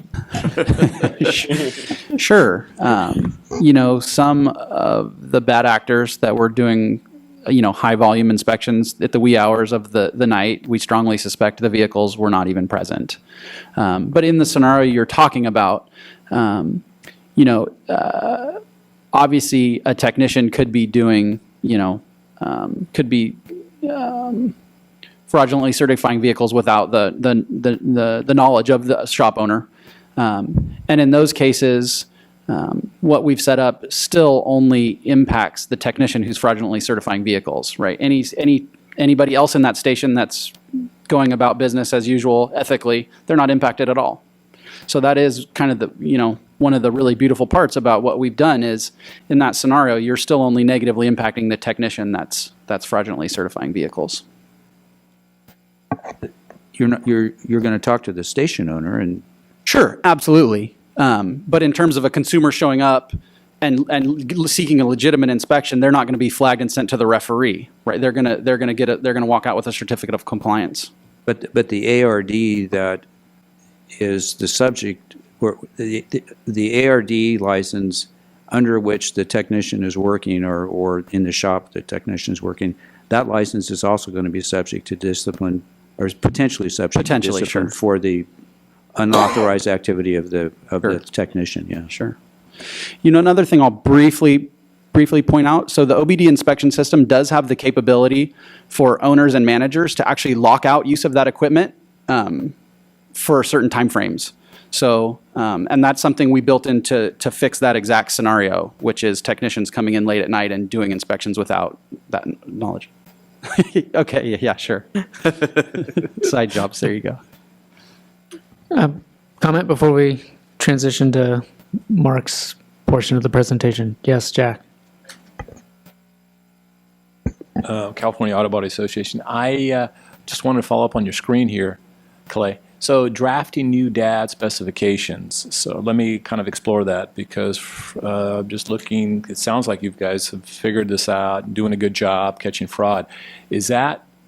Are you changing the machinery here, the DAD equipment? Is this going to be, what are you planning here? Because I guess I just want to bring out a potential cost involved to shops. So they have to buy new equipment now? Is that what you guys are looking at, new DAD equipment? Or are we talking software changes? The OIS is obviously comprised of the computer, the data acquisition device, the scanner, and the printer. The DAD is the only piece that we certify. So it's really the only piece we control. So this specification would be published, this is years out. This isn't something that's going to happen soon. This is something we're just starting work on. But yes, at some point, those data acquisition devices will be replaced with a next generation of equipment. It's years out. I mean, I couldn't speak to an exact date. We're really just in the analysis phase in terms of looking at what else can we collect? Fingerprint data, retinal data, putting a camera, integrating a camera, right? What other ways can we help deter fraud? What other data can we collect? I'm not going to tip our hat to any other specifics other than that at this point, but. Okay, so that's going to require a regulation, right? Or is Correct. it- okay, and so you say out, it could be 5 years. Could be, yeah. Okay, but you're looking at down the line, and that could require new equipment. Yes. Okay. It's certainly something we would give the industry a ton of Yeah. lead time on. It wouldn't be something we'd spring quickly. No, I mean, that's why you're talking about it here Yeah. today, and you're kind of like, hey, down the line, this equipment's going to change. And so I assume you're working with vendors as well on this thing as well, and shops and that sort of thing, kind of. Yeah, we've started some informal discussions. We've started discussions with other I&M jurisdictions, looking what other programs are doing, look at what other vendors are doing, really trying to gather up best practices and decide what's most appropriate for California. Okay, so the new certificate blocking strategies, that's something that's in-house, kind of confidential, you're sharing, or is that what that's referring to? Yeah. Your secrets, huh? Okay. Well, Yeah. Obviously, the data we collect is deemed confidential for this exact reason. I Because understand. we don't want to tip our hat to the bad actors. So. Yeah, so then you said upcoming changes to the STAR, is that STAR regulation, is that a dependency, or are you looking at, I'm not really clear on what you mean. The only reason I mentioned it is these regulations are going to change the process by which you can become a STAR station. It actually requires a period that you have to perform up to STAR standards prior to you getting in. So there's kind of a loophole right now, which allows people to get into the STAR program. Obviously, that population of directed vehicles is one of the more susceptible populations to this sort of fraud. So this regulation package is important because it's going to help us keep bad actors out of the STAR program altogether, so they're not even going to be allowed to see these vehicles, which kind of stems the bleeding before it starts, I guess. Yeah, essentially you can get into the STAR program without any track record in the smog check program. Kind of Thank blue. you. Thank you. And with that, I will turn it over to Mark, and I will echo, some of what Pat said. Mark and his team were really invaluable to this process, and I can't thank him and his team enough for their work. Thank you.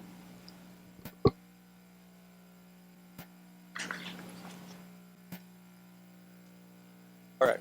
So like we mentioned earlier, in concert with the cert blocking, when we have verified that there's some type of unscrupulous activity that's going on, we are taking administrative action against the registrant and the technician who's in collaboration or involved with it. All right. In order to address initially the high number of events that we were reviewing, we established a specialized small enforcement team to sort of speak, focus in, laser in, and work this efficiently to analyze the information and to put together the investigative product. We worked collaboratively with the bar's engineering division in looking at data, analyzing the data, and to properly identify what was going on out there to help, stop the illegal activity. Between May and December of 2017, the bar has put forth 340 clean plugging cases submitted to the office. Okay. This equates to a 409% increase compared to the same time period of last year. Okay. The enforcement team was responsible for over 200 of these cases being referred out.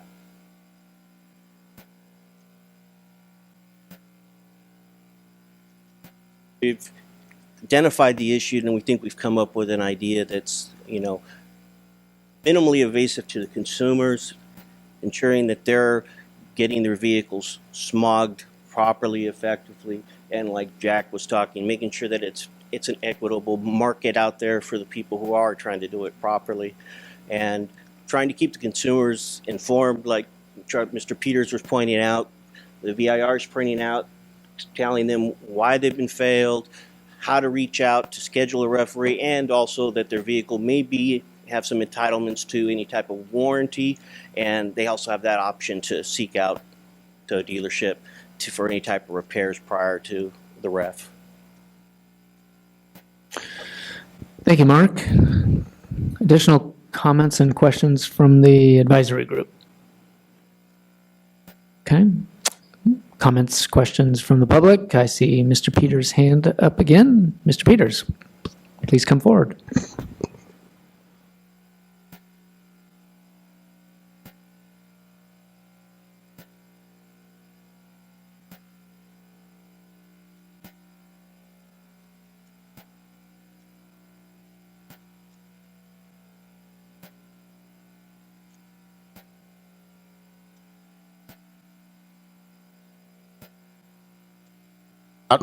Last time I was up here, I will start over if you like. My name is Charlie Peters, Clean Air Performance Professionals, representing motorists. And Mr. Duray and committee, thank you for allowing me to be here. I indicated in the last time I was up here that it wasn't so much about what was said, about what was not said. We have historically had lack of performance in every program and every evaluation that's taken place since day one. And as was stated here, efforts to figure out ways to get things done without actually performing properly is a constant incentive to accomplish, which oftentimes gets done, and we tend to keep creating eventually the same data over and over again. And the part of that that may be missing, that may need some, that may be worth some additional consideration, all of these cars that we've identified, what happened to them? Did they get fixed? How did they get fixed? Who fixed them? How was this behavior changed other than somebody stopped doing specifically what was identifying their problem, headed down a different trail, continue inappropriate activities? I've heard not one word about giving an opportunity to fix the car that's broken, to properly certify the car that's broken, to actually fix what's wrong with the car, not what's creating the check engine light coming on, but actually fixing the fault. We don't do that. Obviously, we don't give a damn about that.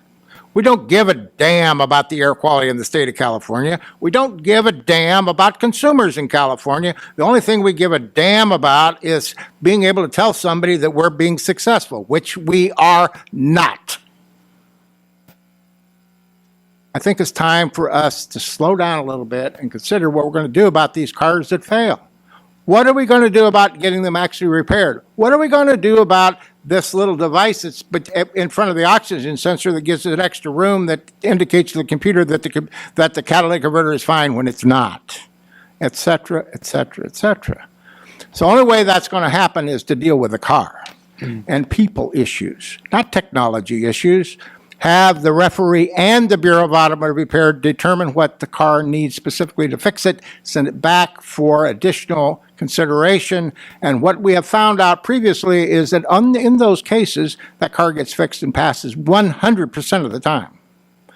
Those kinds of activities can make a difference in performance of the program, which are marvelous, and will make heroes out of everybody in this room if we'll stop and give that some real consideration, rather than figuring out how do we get to the next step of replacing all the cars with autonomous self-driving electric cars that belong to corporations and eliminating people's ability to even own a car or a bus or any transportation at all, which I think we can do better than that.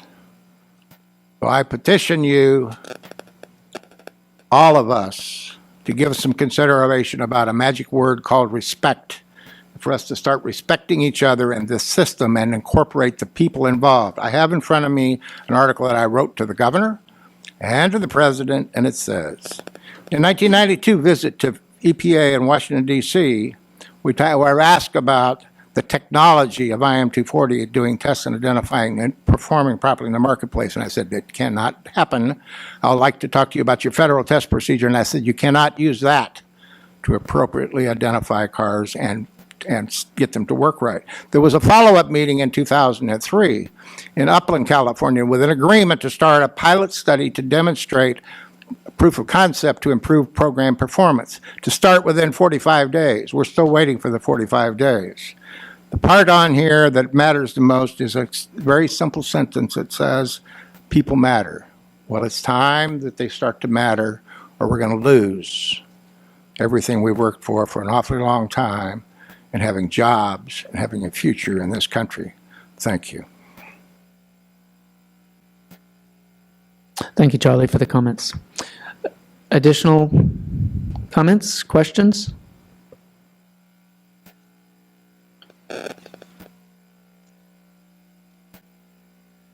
Okay. Thank you, Clay and Mark.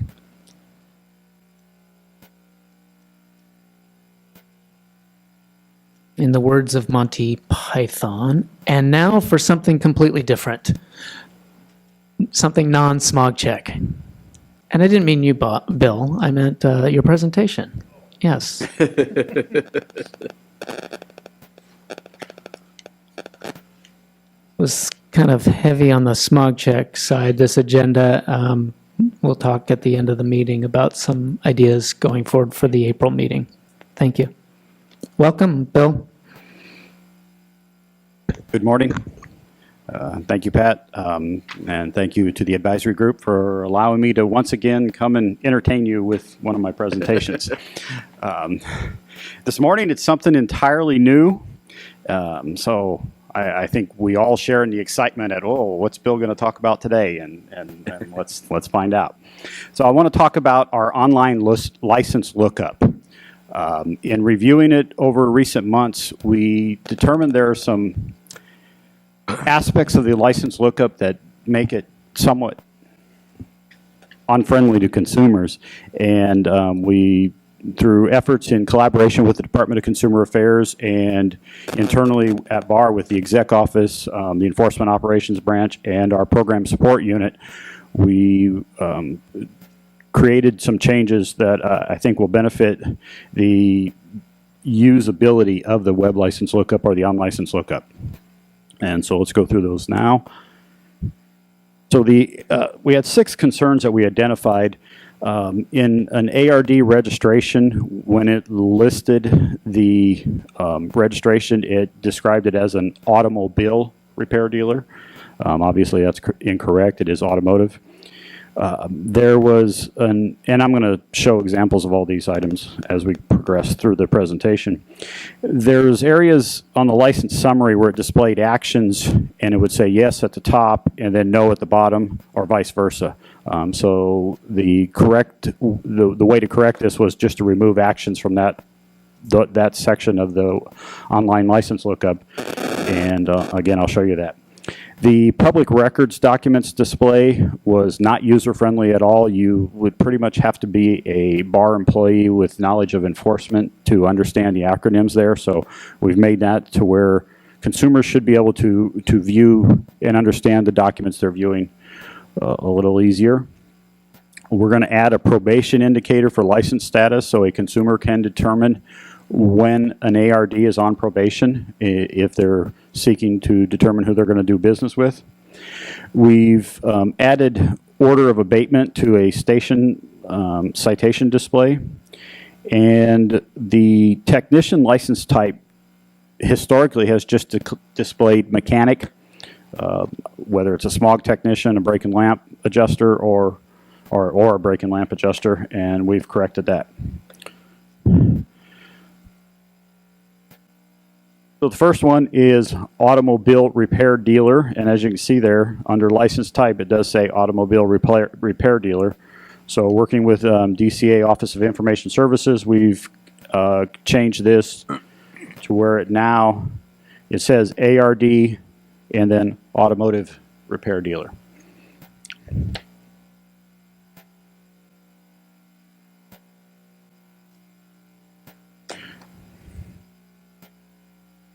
Next change is the actions that I spoke about.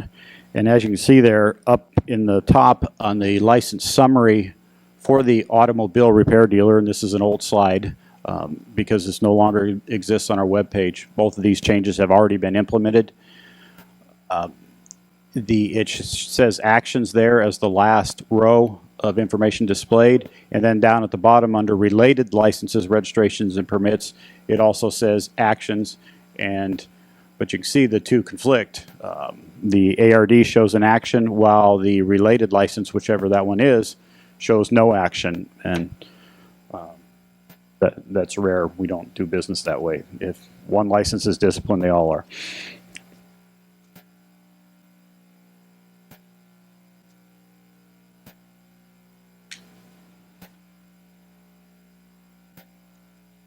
So you can see on the next slide here, this is a current display, and you can look near the top of the license summary. It says ARD Automotive Repair Dealer. This is the same license. It now no longer has an actions row at the bottom of the summary, and the related licenses no longer shows actions as well. The next issue at hand was our public records document, and we had to redact this information to accomplish, well, for this presentation. But under that black box in the middle there in the red circle, it would have had a document name, a file name for the document that would have had several numbers, followed by an underscore, several more numbers, followed by an underscore, followed by either DEC or ACC or some other abbreviation, followed by .pdf. Well, again, unless you work with BAR and are intimately familiar with how we label our documents, nobody would know what that means. And so seeing public record document with that cryptic display, we don't know that it was leading consumers to click on that document and actually open up the PDF file of the accusation or decision that that document is representing. So we've changed that to now we have a table, and it now will show public record actions. Again, actions isn't up anywhere at the top.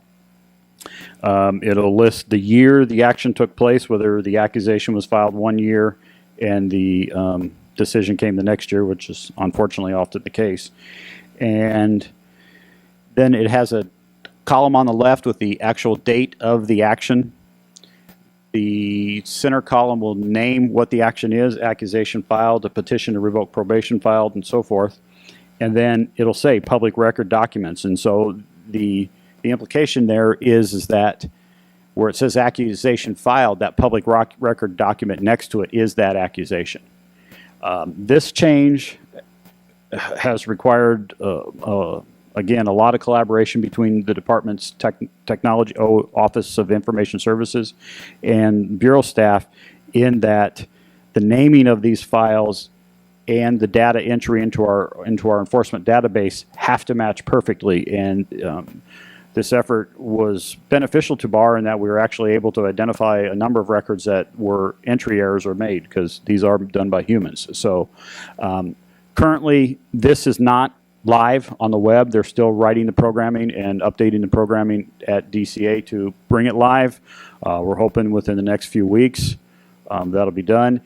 Those files that have record errors, the Bureau's inclination, Business and Professions Code requires us, Section 27 requires us to publish these documents for the public. However, if there is an error, the default now is that no document will display. Until everything matches perfectly and all errors are eliminated, the document isn't displayed. And we are working to clean that up, and the large majority of our documents already do display and will continue to display. There's just a small percentage where we have to make some data corrections. So we think this table will make this a lot more user-friendly for consumers. Okay, yeah, Jack Molodonov, sorry, I just wanted to catch you there. So back on that new disciplinary action display, it looks like what you're doing is simply describing in more specificity the document. Correct. Okay. Now, are you changing what can be included from current law? Because are you going to be adding additional types of documents? No, Or no. Nothing changes there. So public documents like administrative actions and filing, those will still continue. That doesn't change. But you're not going to add complaints that maybe, or a consumer complaint or anything like that. That's not what the intent here is. No, there is no change to what is displayed on the web. It's just a change in how it's accessed. It still will be just accusations, decisions, amended accusations, and petitions to revoke probation, all which are specified in B&P 27. Thank you.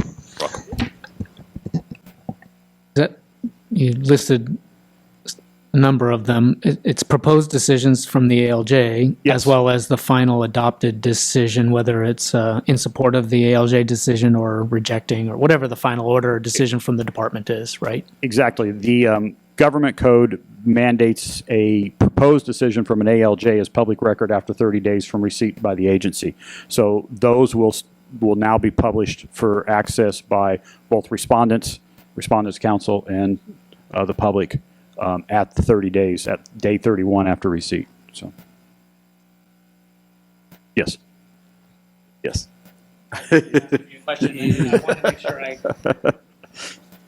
So, Bill, when this system's being updated, how far back are we going to go in terms of disciplinary actions against ARDs? I mean, if a client had a disciplinary action 20 years ago, is it going to show up on?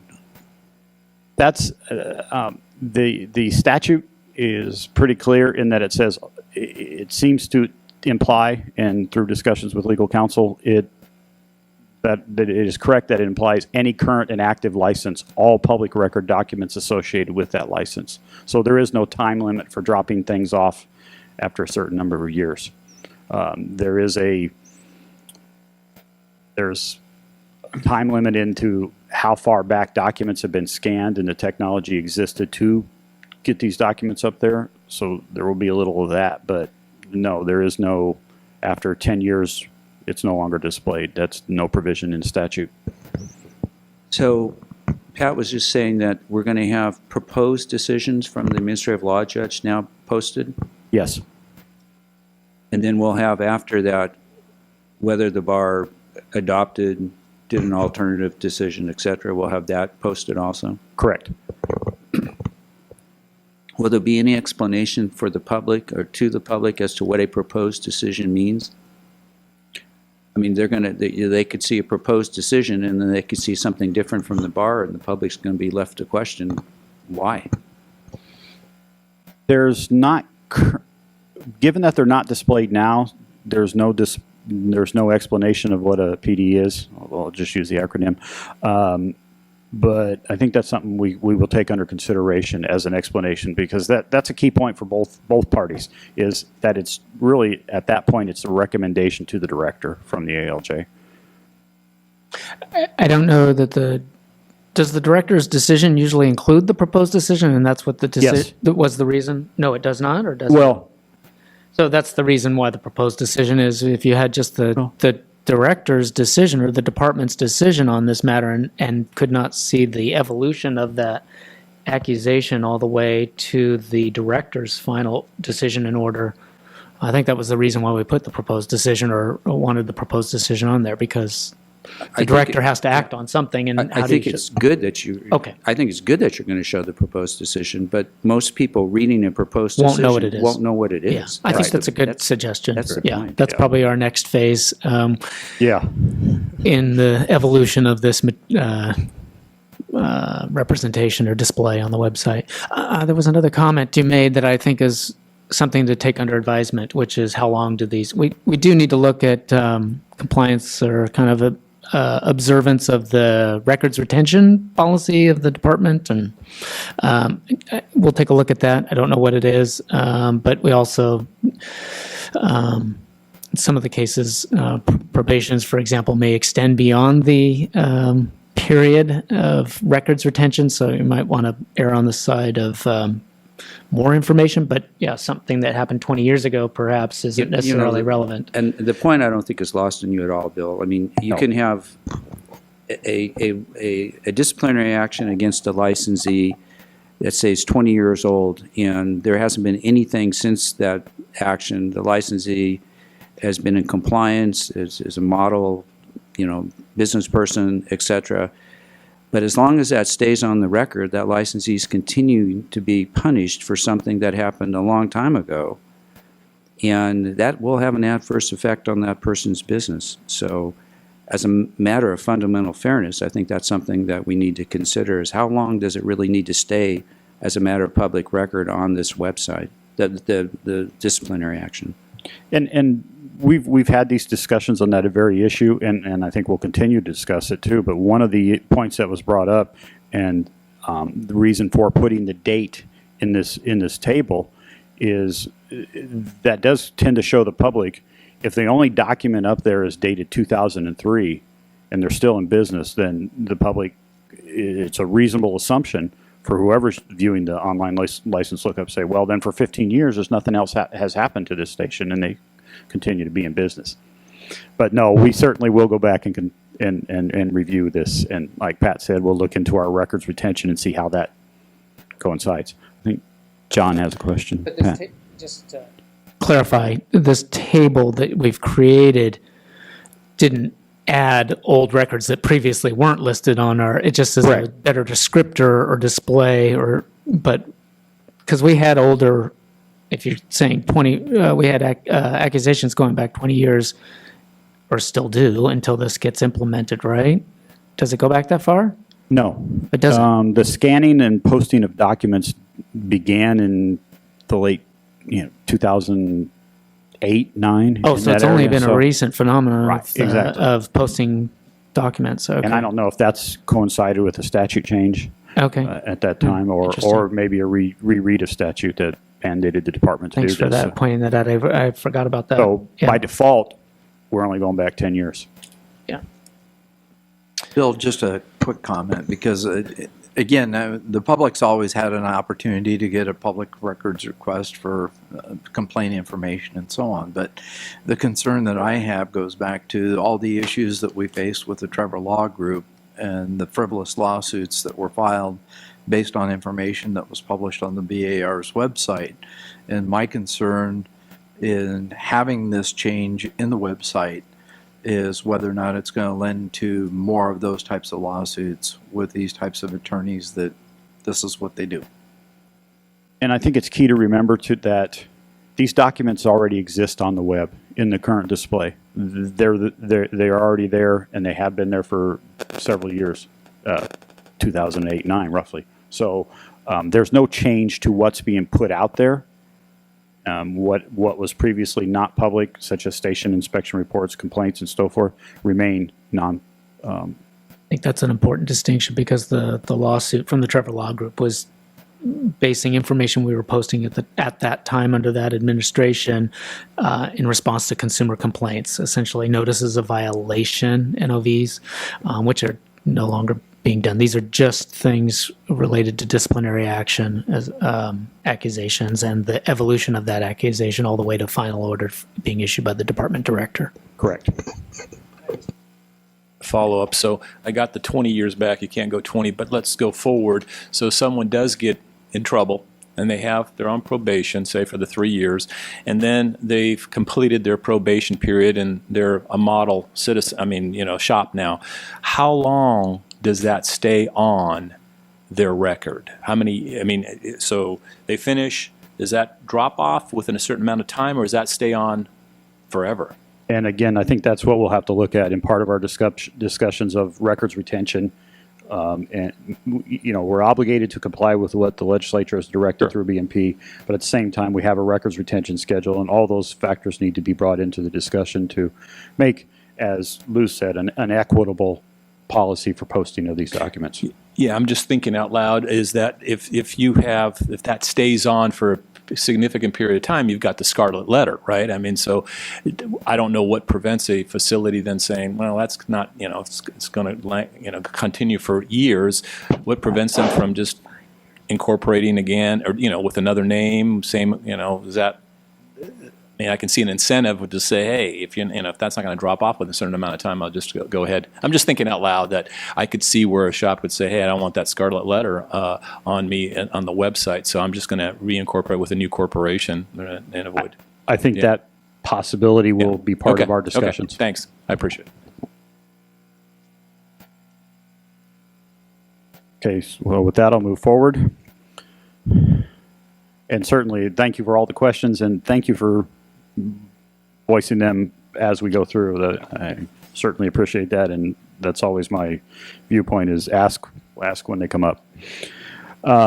So our next thing is, as I said, we're going to add a probation indicator for a license status. This programming change has not been made yet, so as you can see here, and it's a little small print, the circle there, it lists the license status. That fourth row down is the license status, and it currently says valid. This license that we used for this example is currently on probation. They began serving a term of probation in 2016, and there's no indicator to the viewer of the website that this license is on probation. What we've done is in our collaboration with the department, we will now have for the interim, when this programming takes place in the next few weeks, it's going to say, as it says here in the Board of Accountancy example, clear, comma, probation, and then it'll have a definition for both of those. When we go back and talk about things like a definition of proposed decision, we're going to probably remove the clear and just put probation. But again, those are discussions we have to take in the next steps. This is a work in progress, and as we make each change, we're going to go back and evaluate how effective it is and whether or not it clearly communicates what the Bureau needs it to communicate to the public. So, but for the interim, it will say clear, comma, probation.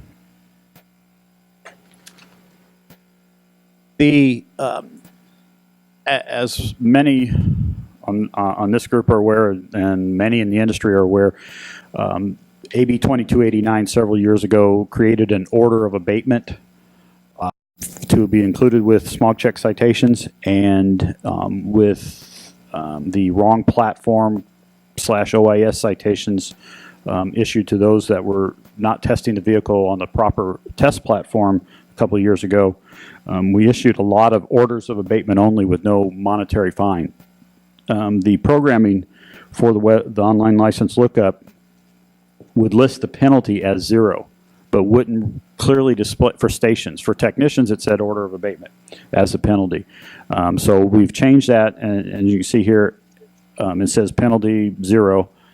It now says, and this change is in effect, it has been completed, it now says penalty station order of abatement, which is valuable information to the industry and to the public in that it's an order of abatement, and as Pat has said before this group, orders of abatement do not affect STAR certification currently. So it's important to know the difference between there was a monetary penalty and it was just an order of abatement, or an order of abatement without a monetary penalty. Final type, as I said, is for technicians. As you can see here, for license type, it said mechanics, and it would say this for smog check repair technician, smog check inspector, brake adjuster, and lamp adjuster, all said mechanics as the license type. Not an accurate definition of what technicians do in this day and age, and so we've now changed that, where you can see here, and the license at the top is the record currently being reviewed by the website user, so it says smog check inspector, and then down below under related licenses, registrations and permits, it lists the lamp adjuster. Unfortunately, this technicians is currently delinquent. I think it expired in December or November. The smog check repair technician that shows canceled, that's the old EA license that was canceled by the technician's election and renewed as an EO and an EI. The smog check repair technician is valid, and the brake adjuster. So all of those, under the black box, under the redaction there would again be blue highlight under the license number, and the user could click on that, and it'll put that display for that license up near the top, up at the top for the detail, and would show what type of license it is. So if I click on the wherever in that redacted portion next to the lamp, oh, that's delinquent. Well, I guess that's an okay example. The lamp adjuster license, that will then display at the in the top box, correct? Yes. I can show an example. Can we bring up our website on the board? Yes. Yes. So if you click on the number, it will show. So there, under the redaction, it'll list the license number next to type and then the name of the technician. You're going to use your own license? Yeah, I am. Oh, okay, good. Yes, that's like, who's it gonna so much for highlight the so much for the redaction. You're welcome. Nothing to see here. So under license search, We'll check Bill's stat. it actually, no, they go to smog check technicians. Yes, that is fine.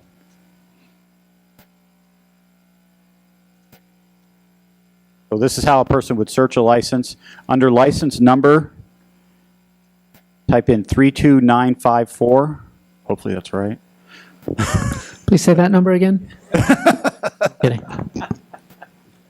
Yes, there he is. And so it'll come up with the technician's licenses here, and click on the top William Dean Thomas, or any of them actually. And so there's the smog check inspector license 32954. It's currently valid. It expires in 2 weeks. Better get that renewed. And then down below, it lists all the related licenses. So the top one there, lamp adjuster, if we click on the number, it now puts that license up into the detail and shows the smog check inspector now as a related license to that license. So all of that, basically we changed what type it said. Previously that would have said under type mechanics under every one of the licenses.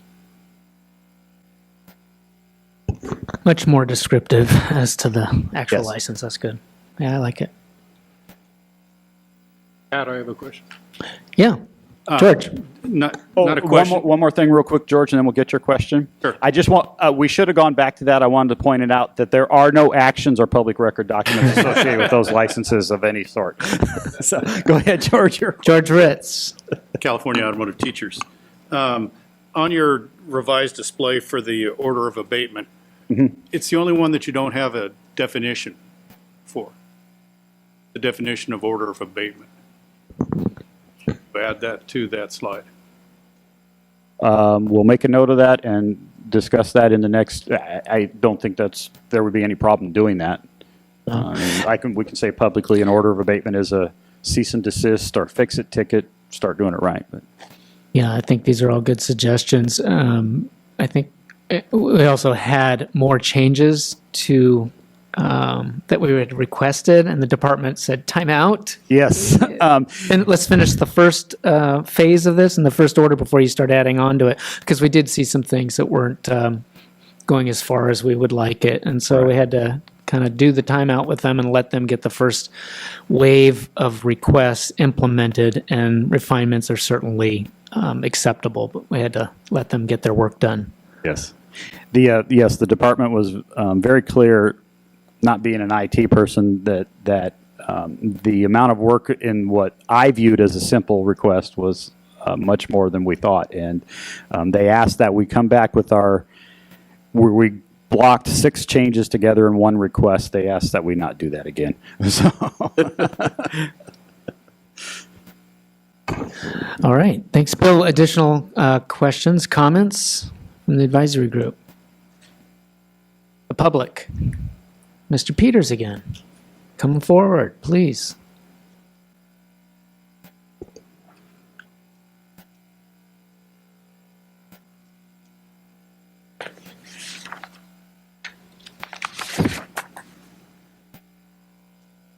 Charlie Peters, Clean Air Performance Professionals, representing motorists, Mr. DeRay and committee. One of my favorite guys, can do all of this out of his back pocket, I think I said last time. Thought that was pretty cool. I did too. But I find this really interesting. A friend of mine in same year as activity in New York with 9/11 and all that, entered a bill into Congress to provide some flexibility to California that I thought could significantly improve our environment and our system. And apparently somebody wasn't too happy with that. So he ended up being face-to-face with the vice president after having conversation with the president, being face-to-face with the vice president. When this little lady disappeared, and he has been demonized in the press and continuously thousands and thousands of articles indicating he's a criminal and a thief and a bad person and a murderer and everything that you can imagine. He's never been convicted of anything. Nothing. So this guilty until proven innocent, or guilty and forever because your name is on the Bureau of Automotive Repairs list, just does not make sense to me at all. Now you've got somebody convicted of something, hallelujah, right on. But you're going to put somebody who has an accusation that can orchestrate, and particularly in today's world, absolute chaos, destruction of people's behavior, destruction of people's possibility of improving their behavior. I'm sorry, but that little old Charlie don't think that makes any sense. Thank you.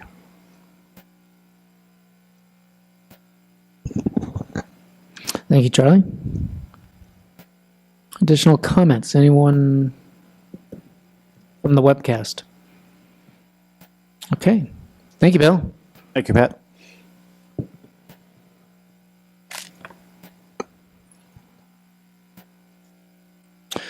I'm suggesting that we probably will come back with the next phase or wave of refinements to this page, the license lookup page. I'm sure we won't have them in place by April. That would be these IT fixes of this, even simple fixes as we characterize them, are often much more involved. But probably around July, I'm guessing, would be a good time to come back and talk about our next iteration of the changes or phase of the implementation related to our website. All right.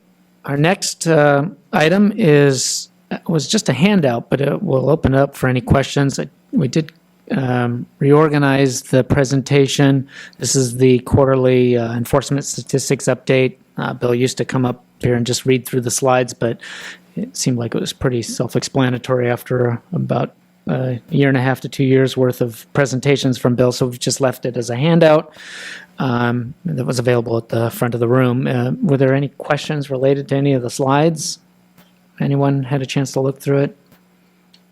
Okay, we'll continue to make it available in a handout form going forward. Hopefully you find the information useful. It's a comparison of our complaint trends by calendar quarter in comparison to the same period of the last year. So thank you, Bill, for putting that together on an ongoing basis. Our next agenda item is public comment on any items that were not on the agenda. Is there anything for the good of the order that was not discussed in this agenda that individuals would like to raise? Yes, Mr. Gallo. Pat, just a quick comment. Yesterday we had our board meeting. We had a really good discussion on the whole issue of identity theft and consumer privacy.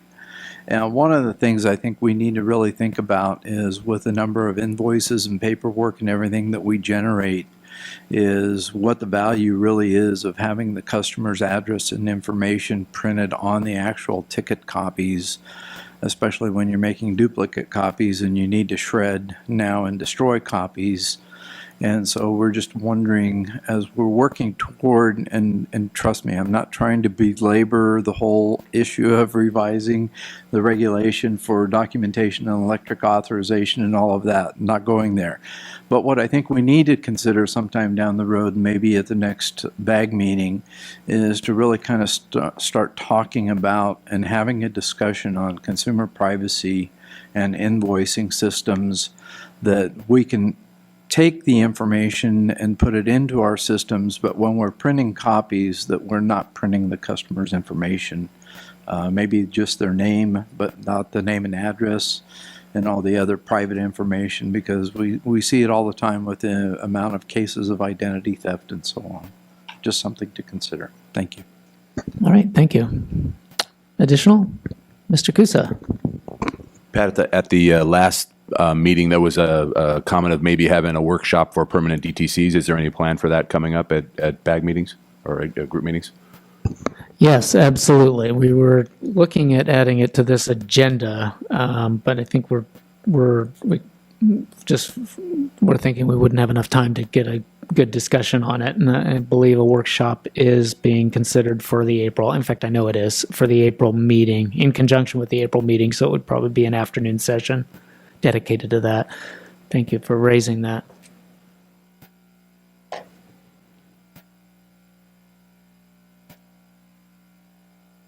Additional comments? Mr. Peters? Oh, sorry, bud.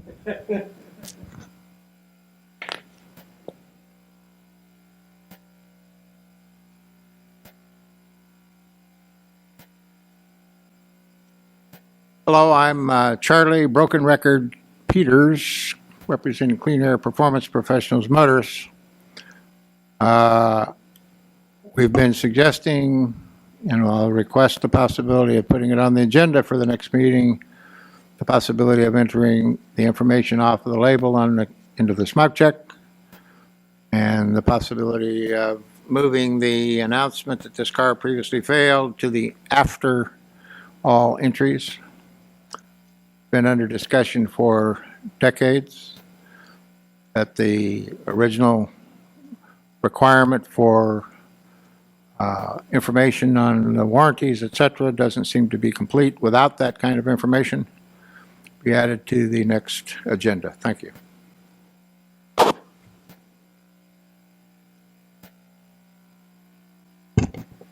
Thank you.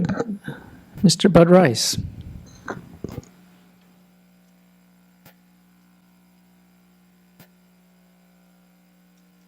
Morning, Bud Rice with Quality Tune-Up Shops. I may be a little bit behind, Pat, but are we still having a problem with testing on the wrong platform? That's still an issue, and are guys getting cited for that still? It still happens, not with the same amount of occurrence when we initially rolled out the program, but I don't know if anyone can speak to or elaborate as to the frequency of it, but it's died down significantly. It still does occur, though. Okay. What happens is a citation with an order of abatement, I believe, in those instances. Is that correct? No. Or an education, maybe. I don't know. There it is. Excuse me.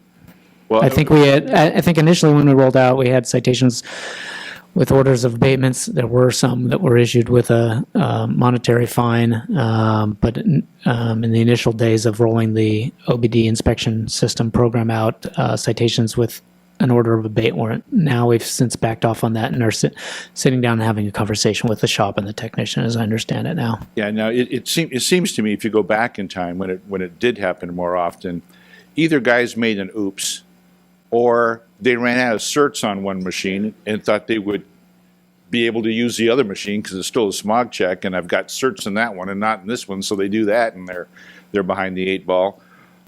So there's only a few reasons why somebody would do that. But I was going to make a comment earlier when Clay was going. But if you can do all this stuff with the OBD2 tester, can't you say, hey, you idiot, you're on the wrong. You're testing on the wrong platform, and just avoid all this problem by doing that? You would think it'd be relatively simple. Bar 97 fixes, relatively simple. Yeah, not bar 97's, you know. Yeah, so that's the wrong platform. Oh, I It's an OBD inspection that should be performed on the OBD database, yeah. Okay, so guys are going the other way. They're going the other way, and that's what. Yeah, using a Okay. bar 97 to test a car that should be, I think, that's one direction. You also have the other situation, which I think, I'm not sure if there is a block going the other way, a bar 97 being tested. Yeah, I don't think that's the case. I think it's the other direction. All right, thank you, sir. Yeah. Those will come with a price, I'm sure, Fred, to can implement those any software changes to put those blocking mechanisms in place on the bar 97. Fred Chan, Legal Affairs. Just Yes, wanted Fred. to just clarify that last discussion that was relating back to the OBD data check agenda item. Is that what that discussion was for, just from the gentleman that was just speaking here? I'm not sure. I believe it was public comment on items not on the agenda, but although it may have been some relationship or. Okay. I just want to verify because in the section for public comments on the agenda, not supposed to discuss any items that we're not. I mean, that's fine to bring up for the next meeting, but. Yeah, I think discussion. I understand the comment or the point being made. I think there's some tie-in, but not necessarily exactly on point. Thank you.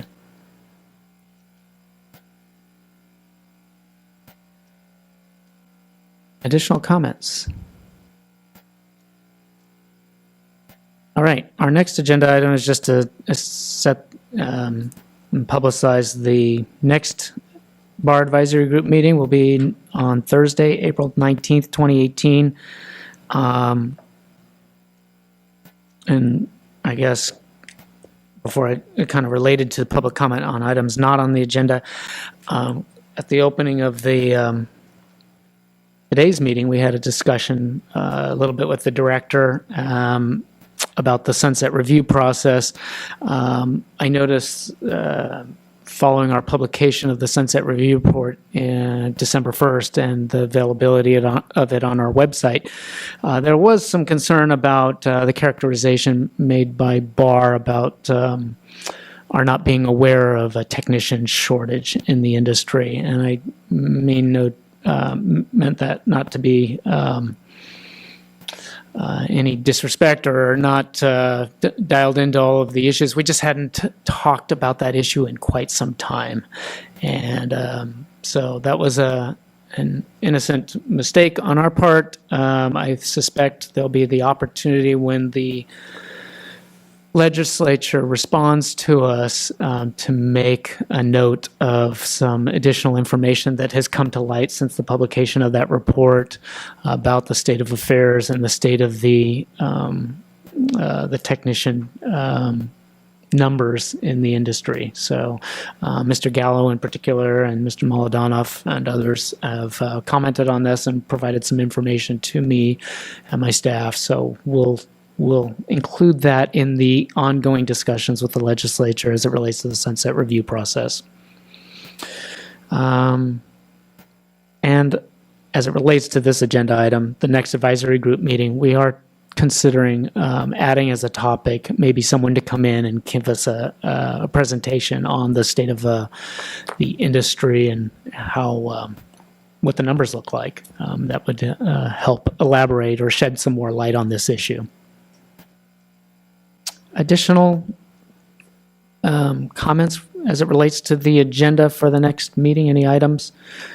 We'll definitely have permanent diagnostic trouble codes either into the agenda itself or a workshop that follows the advisory group meeting. I'm thinking more along the lines of a workshop. Just the amount of time to discuss it would probably take up a good portion of the actual agenda for the advisory group. But we'll do it in conjunction with that same date of that meeting. Any other items related to the next meeting? Okay. Thank you so much for being here today. Really appreciated everybody's attendance and a lot of great dialogue and participation at this meeting. We'll look forward to seeing you during the sunset review process and also seeing you at the next advisory group meeting. Have a good day. Thank you.